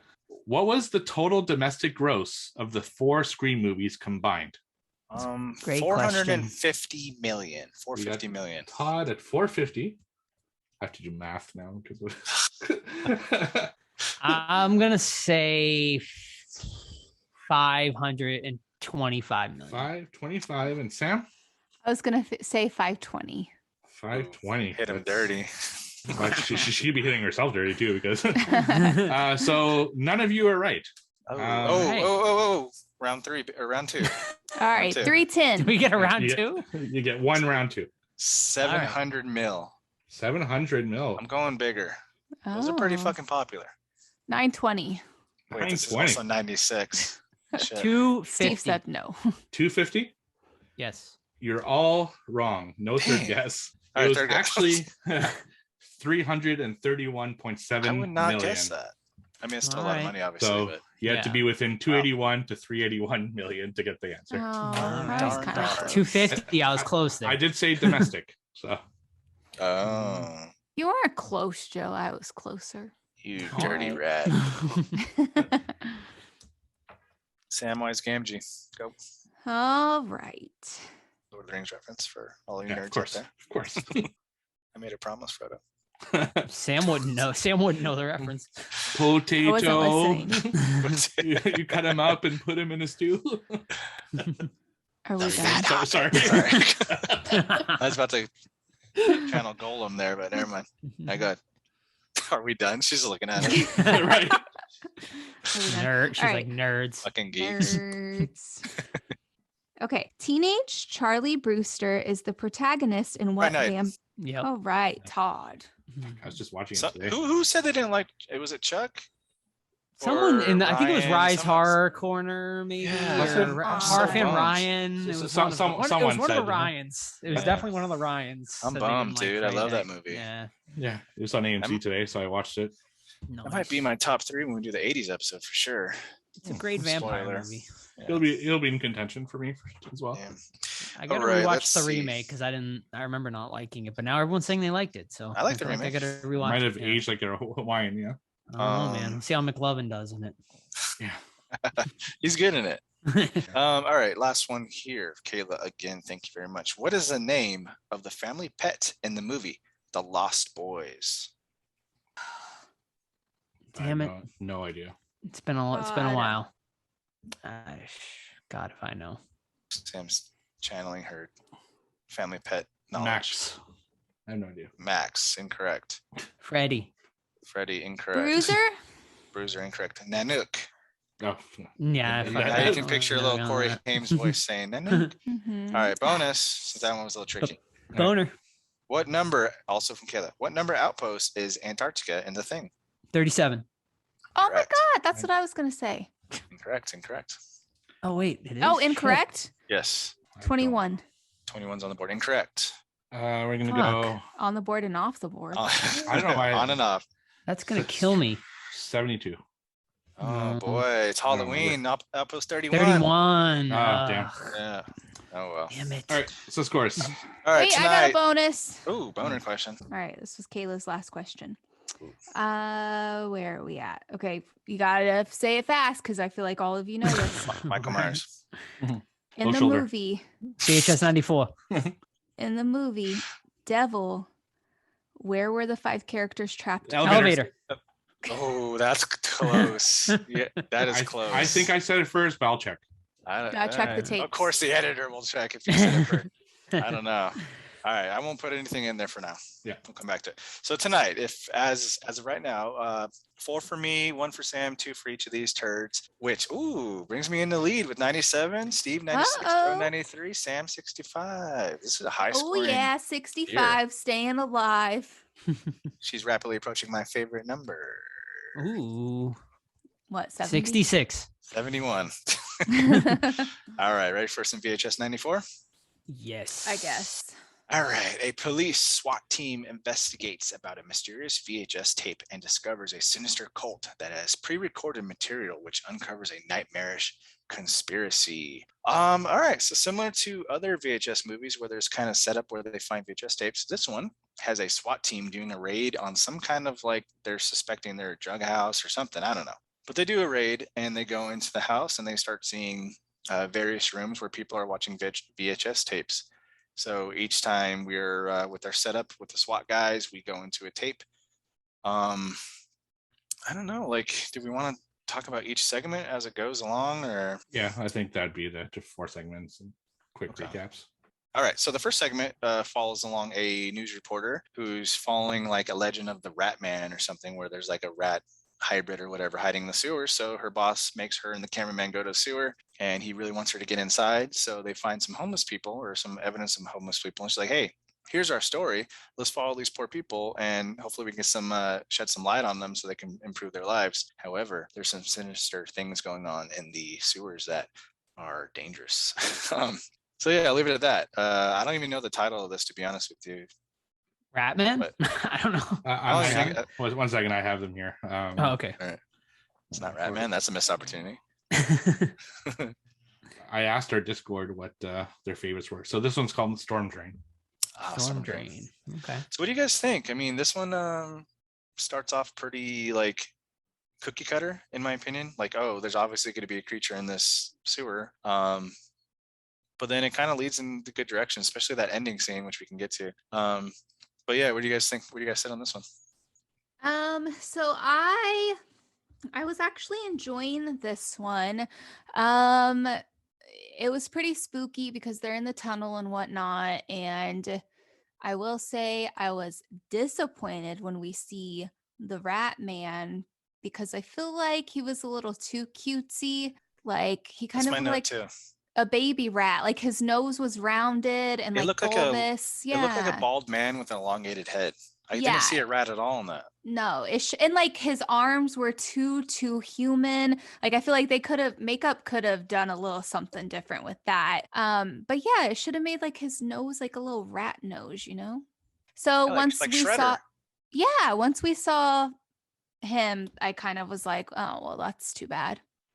Yeah, I think that Yeah. no, I think this one is great idea and not so great execution.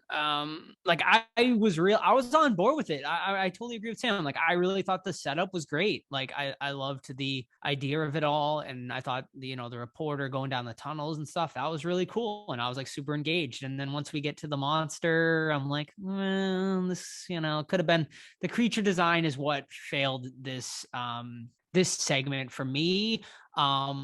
The ending was really cool, but overall, this one was mediocre to me. Yeah, and I'm right there with all of you. I was really into the setup.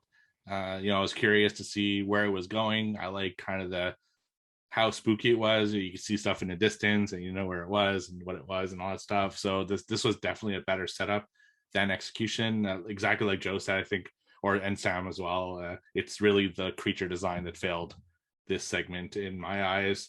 Although I did really like the final like newscaster kill. I thought that was really a cool, like kind of semi unexpected kill. But overall, it was just like an okay story to me. Nothing special here.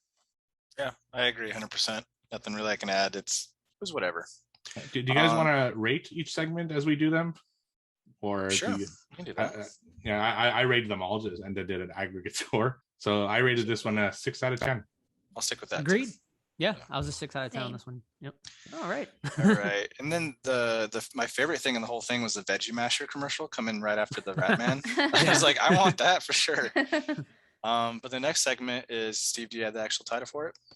The Empty Wake. The Empty Wake. So this is set in a funeral home where there's supposed to be a wake for a man that is deceased, and it's played by a girl that's like new at the job, whatever. She has a night shift during a fucking like crazy storm. So the actual funeral director and everyone leave her for the night, and she's just supposed to stay there and record the wake for everybody. And she starts hearing like knocks and noises coming from the fuck do you put people in the casket? And she calls him saying like, oh, this person's still alive. He's like, no fucking way. Like, I had to put that body back together. There's no way they're alive. One random guy shows up and he starts doing some weird shit in another language and he leaves. And then that's where we're at. Right at the bat, I was really into this segment a lot quicker than I was with Ratman, especially when things started happening towards the end. It took a little bit to get there, but I think the payoff was worth it in my opinion. So what did you guys think? Yeah, I thought I kind of like I'm similar to the first one where I'm like, I thought the idea was really cool, and I just think it just didn't go like enough like to the finish line for me. Like it was a good setup and stuff, but then like it just kind of left me like wanting more by the end of it, you know? Because I'm like, well, what the hell is going on? Like I feel like it could have been fleshed out more, like even for a short. So like, did that guy raise him from the dead? Is that what he did? I'm assuming so, right? So and then I'm like, well, was it happening during a tornado? Yes. Yes. Well, tornado watch. Yeah. Yeah. Okay. Well, you hear the siren going off at the end. Yeah. Like my wife siren. thought it was the beginning of the zombie apocalypse. I said that That's too what to Joe Sam, thought, too. and then Sam was like, "It's a tornado." I was like, "Oh yeah, that makes sense." So yeah, I don't know. I just feel like it ended too abruptly for me, where like we don't really get any sort of resolution. But I did really appreciate the creature design on this one, or the zombie design, whatever you want to call it. I thought that looked fantastic and it was pretty dang cool. But for me, once again, it falls in the mediocre category for me once again. Yeah, it just took a little too long to get to the point. But I will say, like, the zombie or the guy, I thought he looked cool with like his face sliced diagonally and whatnot, but it was okay.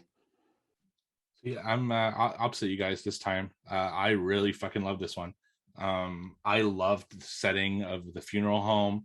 I loved the isolation that the girl felt in that room. It had my wife and I talking like, would you be scared alone in a funeral home with a dead body? Oh, hell yeah. Because really there's nothing to fear if you really think about it like logically, but a lot of people have a fear of dead bodies. So it was an interesting like to play on that fear in that segment. And then you had the guy, which was interesting. And then the payoff to me was huge. I just absolutely fucking love the payoff. I love seeing the kind of zombie creature with half the head. I thought that was great. And we couldn't see him really. We never knew where he was. And I was in for the whole ride on this one. And I absolutely adored this segment.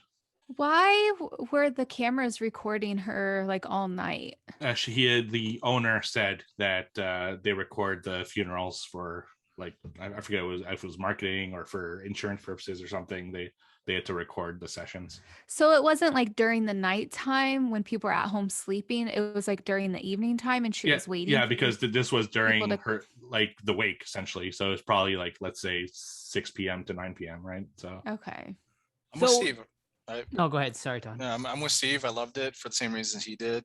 Although it did take a little bit to get there. But I love the creature and when he turns around and his intestines fall out. And that was just really cool. And then I liked too when the tornado rips through and like closes it all off. And I didn't really understand what happened at the very end. Like, was she a new zombie or? Yeah, that's all I got. She was? I thought See, me this and was Sam patient had zero. this debate. Yeah. Oh, I thought she just like the tornado came and so she was like just leaving. Like, yeah.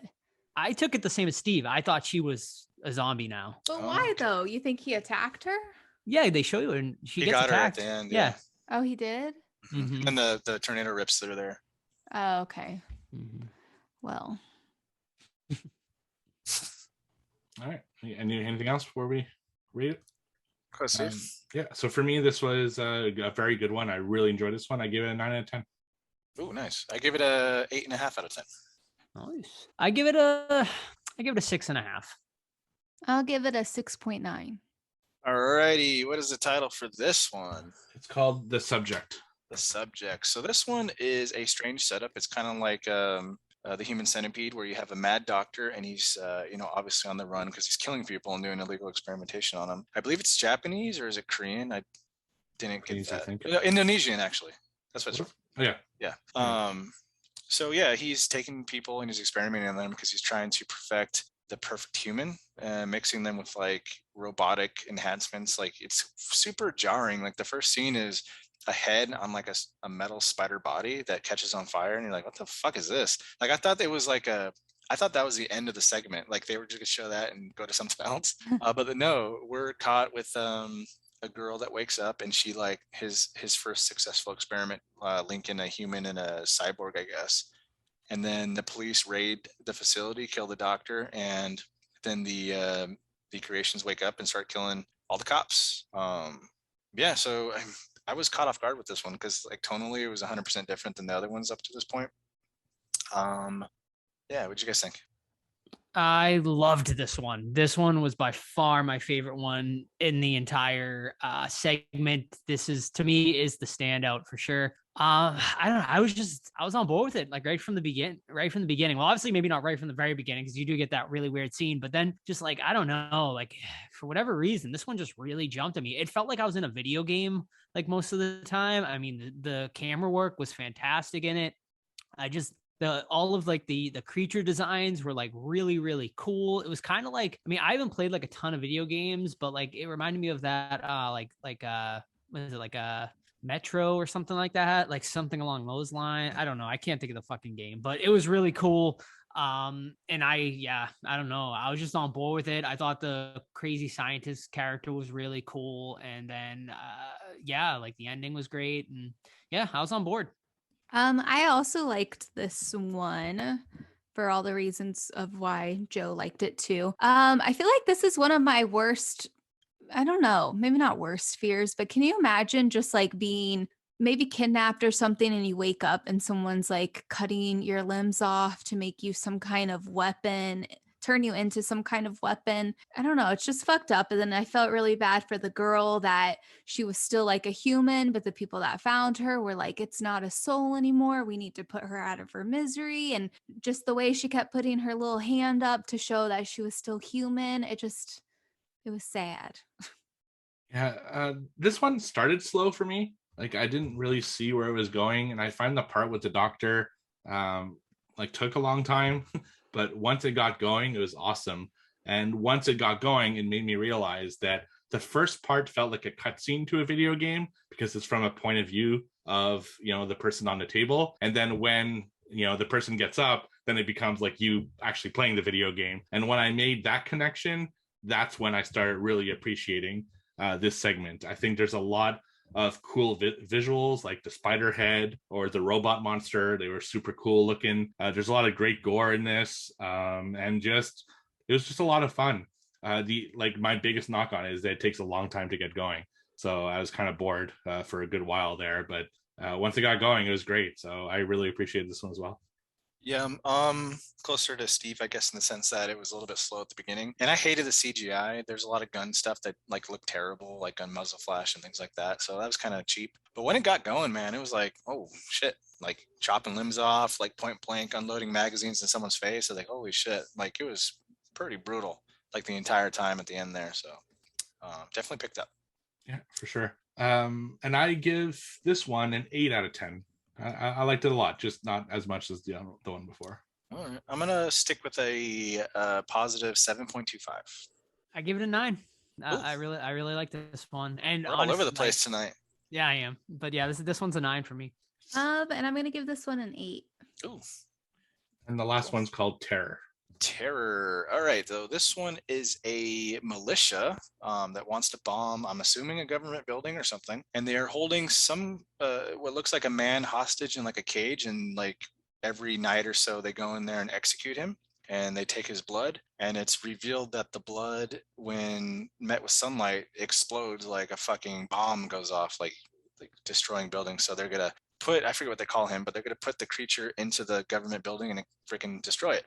But lo and behold, they get drunk and they're idiots, and they release the creature, who turns out to be a vampire. So the vampire's blood, the vampire, when he's exposed to sunlight, explodes. Traditionally in other movies, like they burn or whatever, but this guy fucking explodes. So that was pretty cool. This is probably for me my weakest one, maybe. It's kind of close to Rat on like entertainment level. But like the other ones, like towards the end, it started picking up for sure. But this one was kind of, I don't know. Didn't really do it for me. What about you guys? I hated this one. Is that all? There's no All right. comments. That's gonna be on the DVD cover. I think. Right, exactly. Yeah. Yeah, I didn't like this one either. It just like I found it like I don't know if it's just me, but I found this one like very confusing up until like almost the ending, and then like it started catching on. I'm like, oh, okay.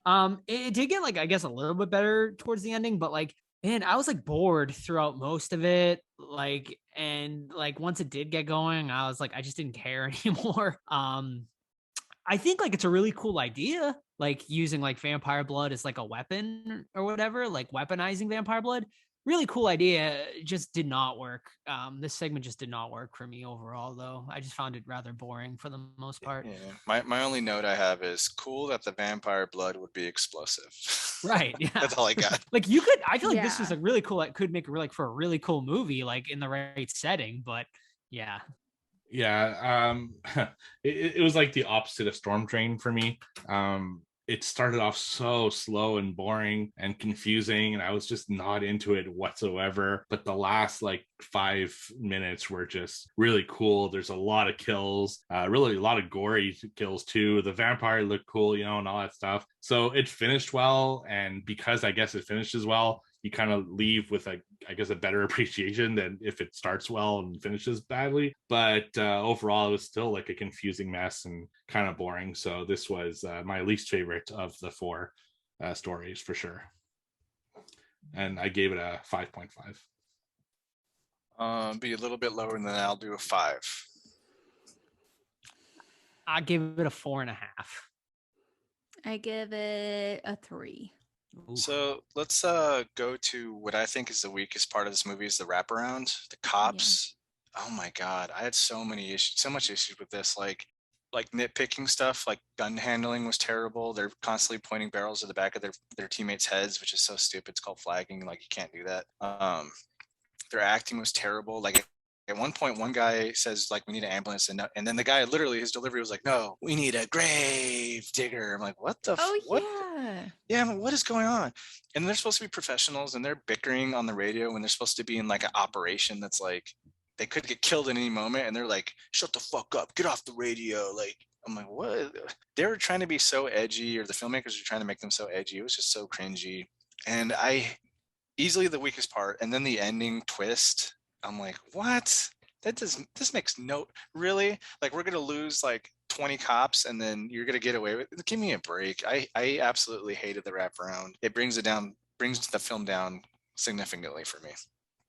I completely agree with you, Todd. I fucking hated the wraparound as well. I never gave a shit about it once, like the entire time. Like even when it started and then when we kept going back to it, I just like had absolute zero interest in it. And that is like so big for an anthology movie, right? Like wraparound stories are so important like to an anthology movie, and they fucking dropped the ball big time on this wraparound. The fucking ending is cringe worthy. Like it is so fucking bad that like after when it like ended, I'm like, what the fuck? Really? Like, dude, I don't know. Like, honestly, the better wraparound would have been Ratman. Do like Ratman as the wraparound or something. You know, that would have at least been kind of interesting. But there was fucking not one interesting thing about this wraparound, and I hated it.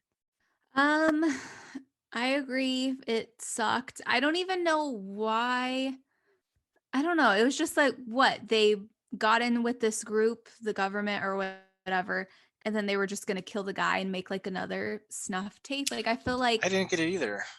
The other stories were way crazier and like more dangerous to where I'm like this would have been impossible. Yeah, so if the 2 female cops were part of the bad guys, right? Do they lure the entire SWAT team just to film their deaths? And they're going to get away with it? That's what they think? I'm like, okay. Yeah, it didn't make sense. Yeah. And then their acting was terrible on top of that. So it's like, ugh. Yeah, I agree 100% with all you. The wraparound was the worst part of this entire thing. But I will say that it was so short that it didn't bother me all that much because, like, who cares? You know, it was just like kind of a 2-minute break for me to discuss with my wife what, like, to see what she thought of, you know, the segment that we just watched. And it just, in the end, didn't bother, except for the end part, like the last part, which I thought was absolute just garbage. It didn't bother me all that much, but the stuff I did see is just, it was god awful. Like they need to do better on the wraparounds, because it, like a movie, for example, Mortuary Collection had amazing wraparounds and made that movie, because the segments were good, but they weren't like amazing, but the wraparound was so damn good that it kind of put everything together. This wraparounds were just fucking god awful, made no sense. So literally the main, or one of the main bad girls says something like, what, you think we're a far out fetish film cult? I'm like, did they look at the script for this? A far out fetish film cult. Who says far out, first of all? It's like a completely different set of movies. I just didn't get it. Like, what were they thinking? This one, you can also tell, like, probably had the lowest budget, like, out of all the VHS movies. I feel like, too, like, the production quality was not very good on this. Like, granted, I know it's like VHS 94, so it's supposed to look shitty. I like shot on video stuff, though. It's like, has a charm. I mean, it had its charm, I guess, but I mean, I don't know. It's just like the whole production in general just seemed rather low quality. That really doesn't need to. Sorry, go ahead. No, that was it. Oh, VHS doesn't really require like a great wraparound either. Like, I think the first one's a detective, right? He goes into the house and he finds tapes and he just watches them. That like makes perfect sense. But they have this like SWAT team going nuts. I just like, I don't know. I think we all agree that, sucked ass. Yep, it did. But you're right. All they need is to find the tapes, to put it in, and watch for, like Poughkeepsie tapes, right? It's pretty simple. Absolutely. You really didn't need this whole wraparound story. Did you even get like a 90s vibe watching this, by the way? No. Like, it's VHS 94, but I never felt like we were in the 90s. No, we needed some 90s kids skateboarding or something. Like, the one commercial was very 90s. Right. Like, Veggie Master. The Veggie Master, which actually reminded me of WNUF Halloween. Yeah, Halloween special, yeah. Yeah, that reminded me of that. But I will say, even though it's my least favorite segment, the last segment, called whatever it was, a terror, was the one that felt the most 90s to me, because I mean, maybe because it's in the winter and I can relate, being a Canadian in the winter, but a lot of stuff back then I used to watch looked like that. So even though I didn't like it, it felt 90s. The rest felt like 2000s pretending to be 90s. What do you rate the wraparound? Oh Christ, like a 2. I'm low. Yeah, I'm at a 1. I'm at a 1.5. It's terrible. Doesn't even deserve a rating. I mean, I'm at a 1. I'm at a 1. Like, there wasn't anything redeeming or enjoyable about it for me. Digger. What the hell? Far out fetish film cult. That should be our new title for our podcast. Right. So, I mean, overall, what's that kind of make it out to? Well, Steve has some questions, right? We got a few. Do we have questions? Yeah, we had a couple questions. Let me pull them out here. Okay, so the first one's from our buddy Mondo. What was your favorite VHS 94 segment? The funeral home one. Me too. The biomechanical mad scientist one, however you want to call it. I can't remember the title. The subject. This is tough. I'm gonna say the subject as well. So we're split 50-50 on this. So, but those are our top 2 anyway, I think. Yeah. Exactly. He also asked, did Todd cameo in the last one? Which one? Is he one of the terrorists? The terrorists one? I am not in a right wing. Are you a domestic terrorist, Todd? I am not. Fuck you, Mondo. Glad we can confirm it here. You heard it here. Not a right winger. All right. Next question's from Weezer Face. Might be a vampire though. We're not. Oh. Jury's out on that. Now that I think about it, I don't think I've ever seen Todd in the day. That's true. So Weezer Face, favorite kill in VHS 94? That's a hard one. There's plenty of good kills in this. There is. Probably when that dude gets sliced in half in the subject segment with that fucking like sword fucking guy thingy. That was really cool. That was good. I'm going newscaster though in Ratman. That was really cool. Yeah, that was pretty awesome. I'm going with the guy on it with the head on the little spider body. Just him zapping out. Right. I'm gonna go with the newscaster as well, because that one like stood out because it was alone, whereas that entire kind of the subject segment, there was a lot of kills going on. So I'd say that one was the most memorable. And the final question we have about the movie has Joe seen Ratma in that underground tunnel where he was working? No, I have not, but that would be quite terrible. I've seen plenty of rats down there, but none the size of the Rat Man. So I've seen rats the size of squirrels, though. Yeah, what is the creepiest thing you've seen down there, Joe? Fucking the scariest thing is needles, like used needles. Ooh, I see that yucky. quite a lot from Yucky.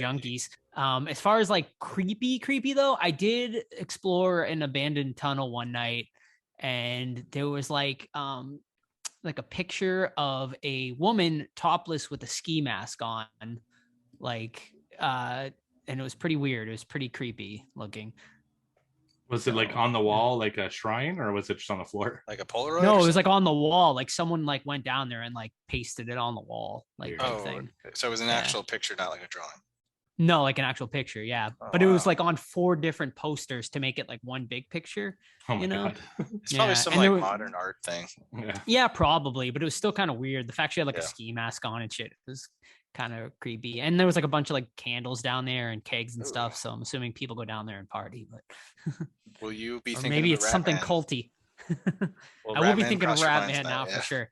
Oh, actually, I've definitely talked about this on the show, but one time I went down an abandoned tunnel and there was like all of these like barrels, and they like had to have been like over 1,000, and they went all the way to the ceiling, and like on the barrels it said like US like military on it. Return of the Living Dead, dude. Yeah, totally. Yeah. Jeez. So I was like, it was creepy, man. Were Yeah. you able to get closer to him? Like, Yeah, I went like right up to them. They were just like they had to have been like from the 50s or something. They're like dude, that's super fucking Return of the old Living Dead for sure. military.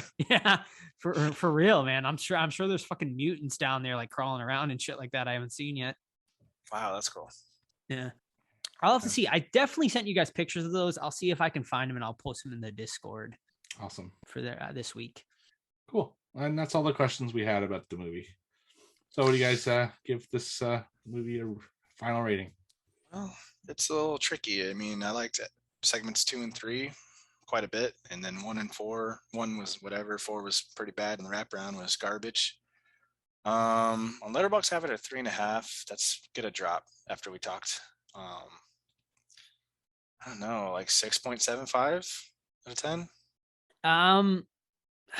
Yeah, I didn't like this movie. Like, even though like I did love the one segment, it just didn't feel like it was worth my time. Like overall, it's not something I would ever watch again. And like the more I think about it, like it's probably hitting like my bottom like of the year so far like list, just because like I just didn't. There wasn't like I didn't like it. Like at the end of the day, like as great as that one segment was, it probably wasn't. I still don't think it was worth my time to watch. So I'm gonna give it a 4. I don't know. It just was not great, and I regret watching it. There were just like, I don't know, I feel like I'm grasping for straws to like it. And it will probably be in my worst of the year. What was the fucking question? What we rate it? The whole thing? I'm gonna do I don't know. What did Joe rate it? 4, I think. 4 C's. I'm gonna do a 3. Oh, worse than Joe.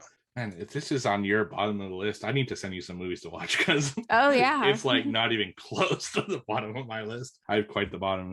No, I actually enjoyed this one. You know, like 2 out of the 4 segments is not bad for an anthology movie, because I really liked the one in the funeral home, and the other video game one, The Subject, I liked as well.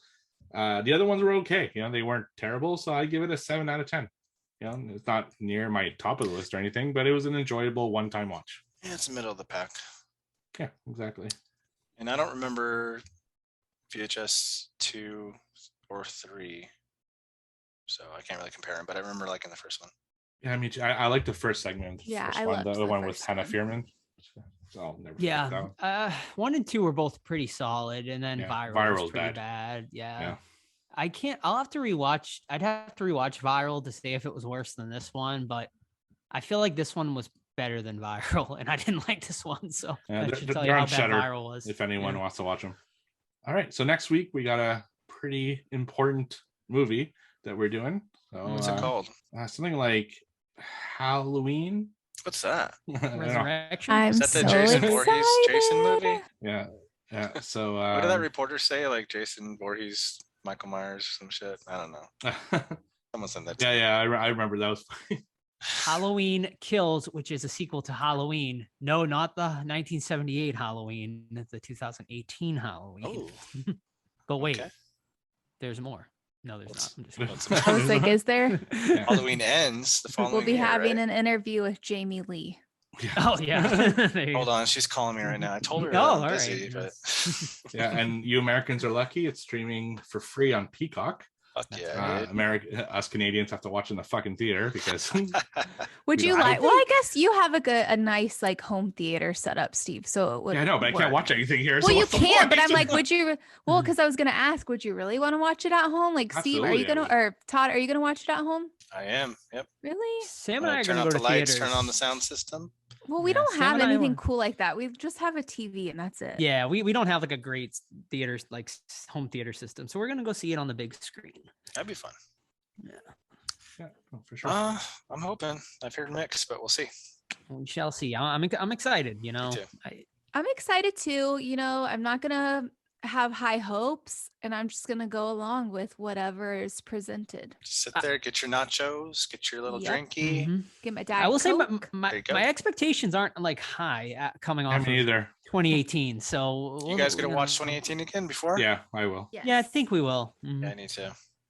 Just to get a refresher since it happens like Yeah. minutes after. So Yeah. it's probably the best move there. Okay, guys, that's going to wrap it up for this week's episode. We hope you enjoyed it. Don't forget, if you're able to, come check out our event that we are hosting at Silver Moon Comics tomorrow with Damien Maffei.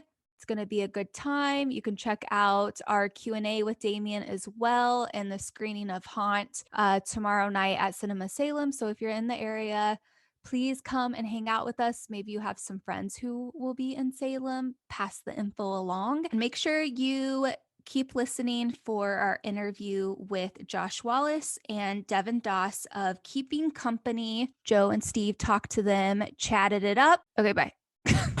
Bye. No, I'm Yeah. joking. Bye. Uh, Hello, everyone, and welcome back to the Horror Squad podcast, where today we are joined by two very special guests. They are here today to talk about their new movie, Keeping Company. Please welcome director and co-writer Josh Wallace, as well as co-writer and star of the film, Devin Doss. How are you guys doing today? Hey. You're doing great. Thank you for having us on the podcast. Really appreciate Yeah. it. Excited to talk Yeah. about the Thanks, movie. guys. Awesome. So I know Keeping Company is making the festival circuits right now. And you guys just were at Salem Horror Fest, correct? Yep. Yeah, Yes. we were just there. Not this past week. We were there weekend one. Okay, awesome. And Yeah. how did that? Did you guys actually attend it? Were you guys there for that? Yep. How did that go? Yeah, we were there. It was great. It was so much fun. I mean, a horror film festival in Salem during October is the best. There's Yeah. nothing. It was so much fun. I don't know. Have you guys ever been to Salem? Because it's like that whole thing. That's like that's crazy. It's Oh like yeah. it was only the first week of October. It took us. We were like literally staying 7 minutes out. Took 45 minutes to get in. Like that's how crazy Salem was, and like it's so. And you think like the horror fest might get drowned out by that, but it does. Like there's people still like we had like our screening was like pretty. Really, like Probably like a really good turnout for yeah, like maybe 50 well, people or we so. were It was not great. expecting, much, but it's like, oh yeah, it's like people love it there. Like it is just a part of the culture. So we were super happy. It's such a cool place. Awesome. So why don't you start off by telling our listeners a bit what the film is about? Yeah. Keeping Company. Here's our elevator pitch. Keeping Company is a biting social satire that looks to explore the importance and meaning of class and status in our society by taking brash, ruthless corporate salesmen and mixing them with vicious suburban serial killers and asking if you can tell the difference.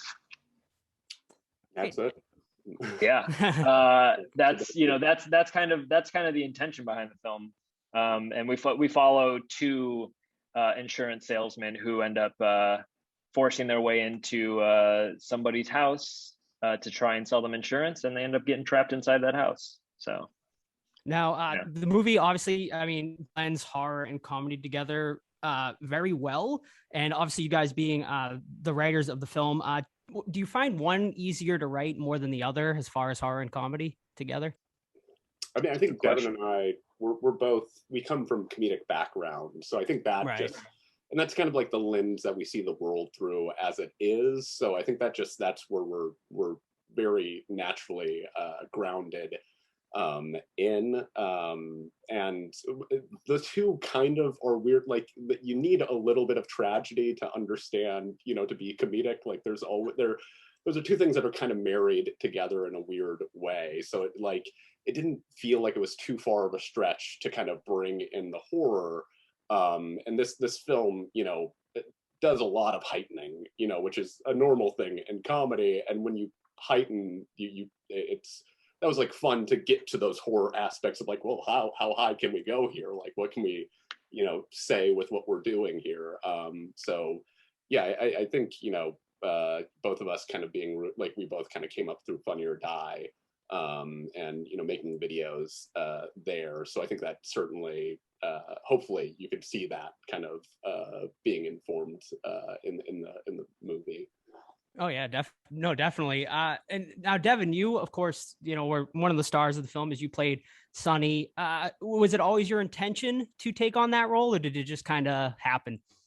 Yeah, it's a good question, because when we first started developing the project and writing it and really thinking about it as something that we were going to produce, it was kind of pretty much right away that like Josh will direct and I will play this role of Sonny.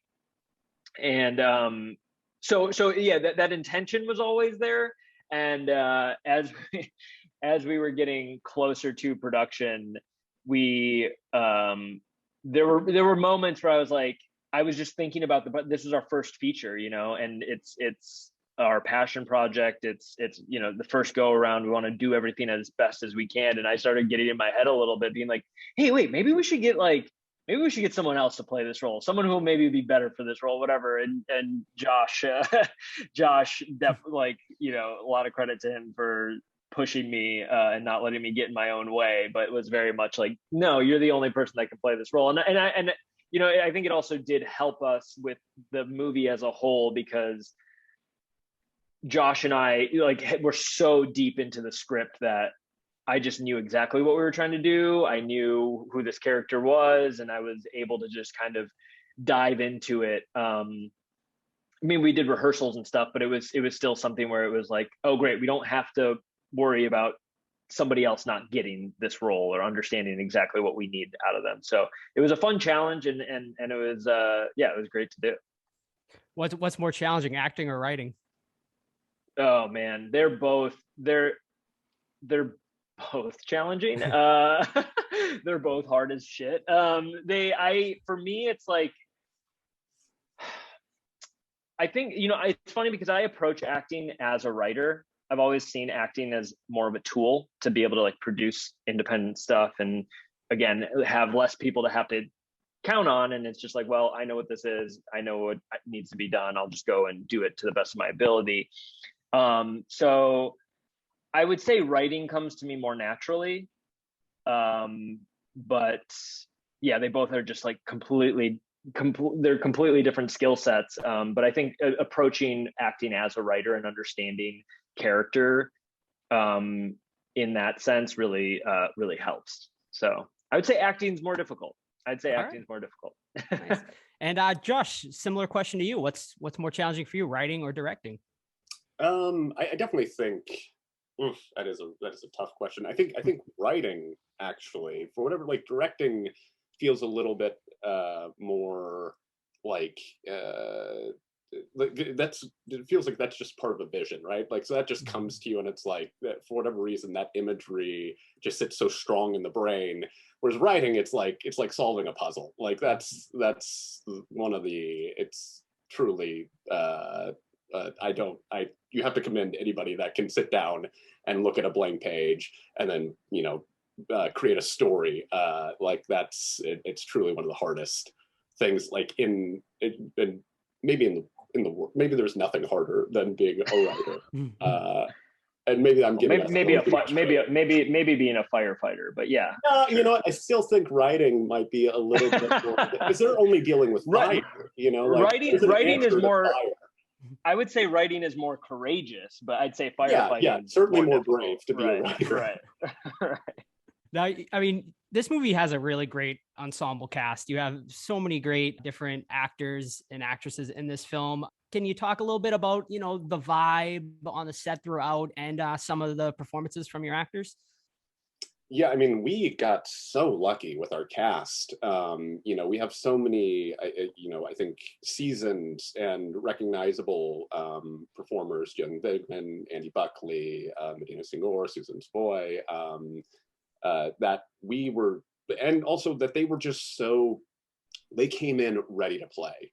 This is like for all of them, it was kind of a different role. It was like a very unique tone that I don't think they had gotten to like really play in yet. So I think they all came with this, let's make a movie. Like nobody tried to act bigger than the production, which was super nice because they all were. We were a small production. It was great to get to work with them in that way, where it's like, oh, we are being creative counterparts to each other and really trying to figure out what, how do we walk this line of horror and comedy. It was a great experience. Devin, I don't know if you have anything to... Yeah, I mean, I'll just add that we didn't, we were, again, a small production, and we couldn't do rehearsals with our cast beforehand. We were able to sit down and meet with a couple of them and let them have meetings, just to give them an idea of, hey, this is the intention and all of that. But we were never able to actually do based on schedules and stuff like that. And it was so, such a small production that we just couldn't do rehearsals. We did some on-set rehearsals, and whatnot, but it was pretty incredible how everyone came not only with an understanding of what we were trying to do or with an excitement of what we were trying to do, but then also just brought this creative energy where they had opinions. And it was great that they had opinions, because it helped us creatively go, that's the route to go, or it's going to feel more natural or better because that's the way that they feel about it. Let's run with it in that way. Instead of them just showing up and be like, all right, just tell me what to do. It was so much fun, and it was a very vibrant set. Yeah. Very cool. What were some of your inspirations for this film? Because I got a few psycho vibes mixed with Shaun of the Dead kind of comedy. What films inspired you to write this and go in the direction you did? Yeah, I mean, we looked at, overall the film being so satire driven. We really like the Coen brothers. We're huge fans of the Coen brothers. So we were trying to play within that realm of satire, where you just have this kind of heightened world, heightened characters, but dealing with heavy, problems and heavy subject matter. And so that was kind of the probably at the core of it. But you're right in picking up on Psycho, that we were kind of molding the horror after kind of classic Hollywood horror. And really, when we're talking about the house that these guys get themselves kidnapped into, that setup is exactly Psycho. It was definitely looking at, I think the Coen brothers was the biggest thing, right, Dev? Was there... I mean, yeah. Oh, yeah, for sure. I mean, when it came to writing and to the actual script and the structure and the ensemble aspect and really weaving everything together, the Coen brothers we leaned heavily on them for inspiration and studied, certain films of theirs that did it so well, such as Fargo or Burn After Reading. And it's, for us, we leaned heavily on them because they play with the genre of farce so well. You know, these absurd characters, even heightened situations, but it all is, you know, analogous to real world stuff. So for us, we were like, okay, let's lean heavily there. But yeah, outside of that, you know, just old Hollywood horror was kind of what we loved. I mean, Josh, you know, as soon as we started talking about the Hitchcocks and De Palmas and all of them, Josh immediately was like, well, then he's like, this movie. I mean, Josh put together amazing animatics and storyboards where it was like the blocking is everything in this film, where it's like people's body language is so intentional, you know, people not looking at each other when they're talking, and who's in the foreground, who's in the background, and at every moment. So yeah, we really tried to emulate a lot of the early horror greats. Awesome. This next question is for Devin. I love the relationship between Lucas and Paula, but my favorite one was between Sonny and Noah. Can you tell me a little bit about that relationship? How much of that was improvised versus written? I just really liked the vibe you two had together. Yeah. So Ahmed Barucha, who played Noah, he and I and Josh have all kind of knew each other from the comedy world, and we had known each other for a few years leading up to that. Although that was technically the second time I had worked with Ahmed, but it was like I had worked on him with like sketch like years before. And it was great because as soon as we started like reading together, it was like, oh, this is great. Like he really is just playing a heightened version of himself, I think. Like it was just one of those things where it was like it felt so natural right away, and we really clicked. And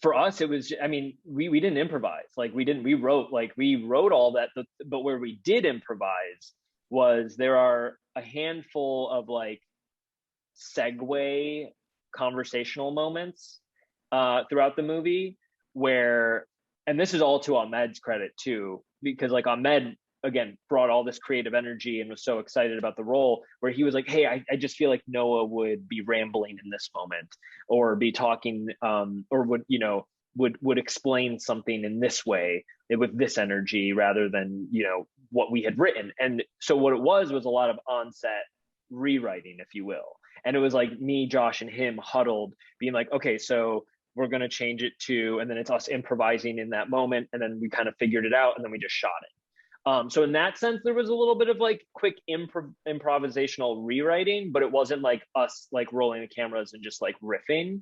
And that's also because, you know, Josh and I wanted to stay true to the script and not get too lost in trying to be just funny. But again, like Ahmed brought that energy. He brought that creative energy that really helped us like find things in the moment. And we would do a sidebar, we'd improvise, and then we'd go shoot it. And it was like things of like us like walking through like the house at one point and being like, it was us like doing our sales pitch, and we hadn't really fully fleshed that out on script, and Ahmed really helped us bring that sales pitch to life. And there was definitely a bunch of other moments, but yeah, it was a lot of fun. It was great.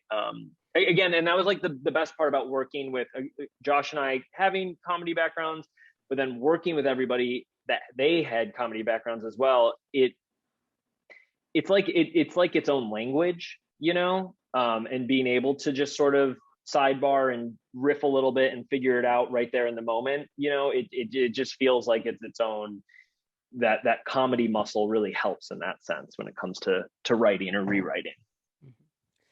Now, even though you got obviously your comedy background, do you think now that you've dipped your toes into the horror genre just a little bit, do you think that's something you would want to do again, or would you? Yeah, I see you shaking your head. So yeah, I think that's Devin and I are certainly, and you know, horror is such a great place for like where cinema still kind of exists in that way of trying new things and being as creative as you can be.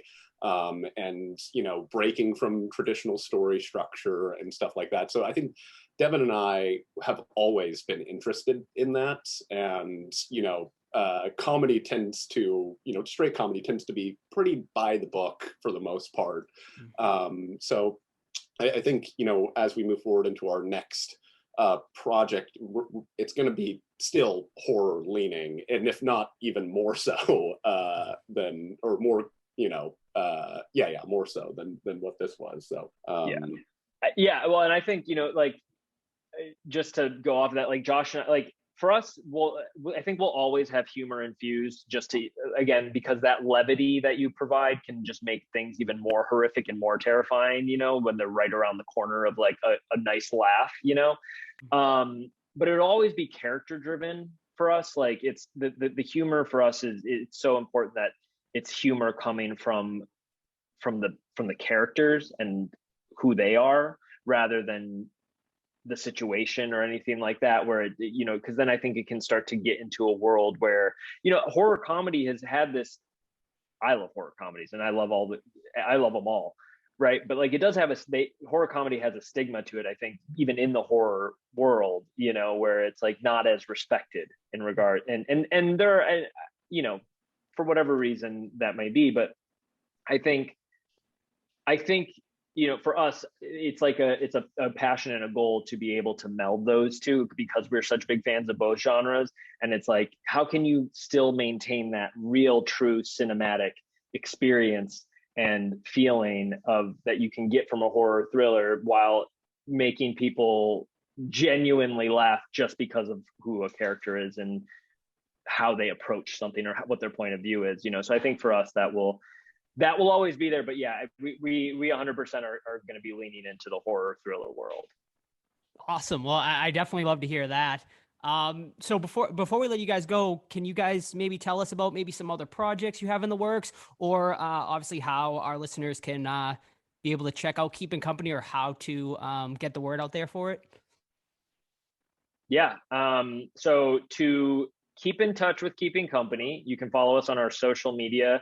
Our Instagram is at Keeping Company Movie. Our Twitter is at Keeping Co Movie. That's where you can find all updates, and you'll be able to know when we're going to have our release, and everything from those channels. In terms of what Josh and I are working on next, we're in early development of our next feature, but I mean, how we've been describing it and how we're thinking of it is alien in a mine shaft. So we definitely want to explore with that new fun world of a mine shaft, but there will be plenty of social satire within that as well. Awesome. Very cool. Well, we are super excited to check out what you guys have next, and everyone make sure to follow all of Keeping Company's updates. And so hopefully it'll be coming out very soon, and you guys will be able to check it out. Devin and Josh, thank you so much for joining us. It was a pleasure. Thank you guys. Thank you guys. Really appreciate it.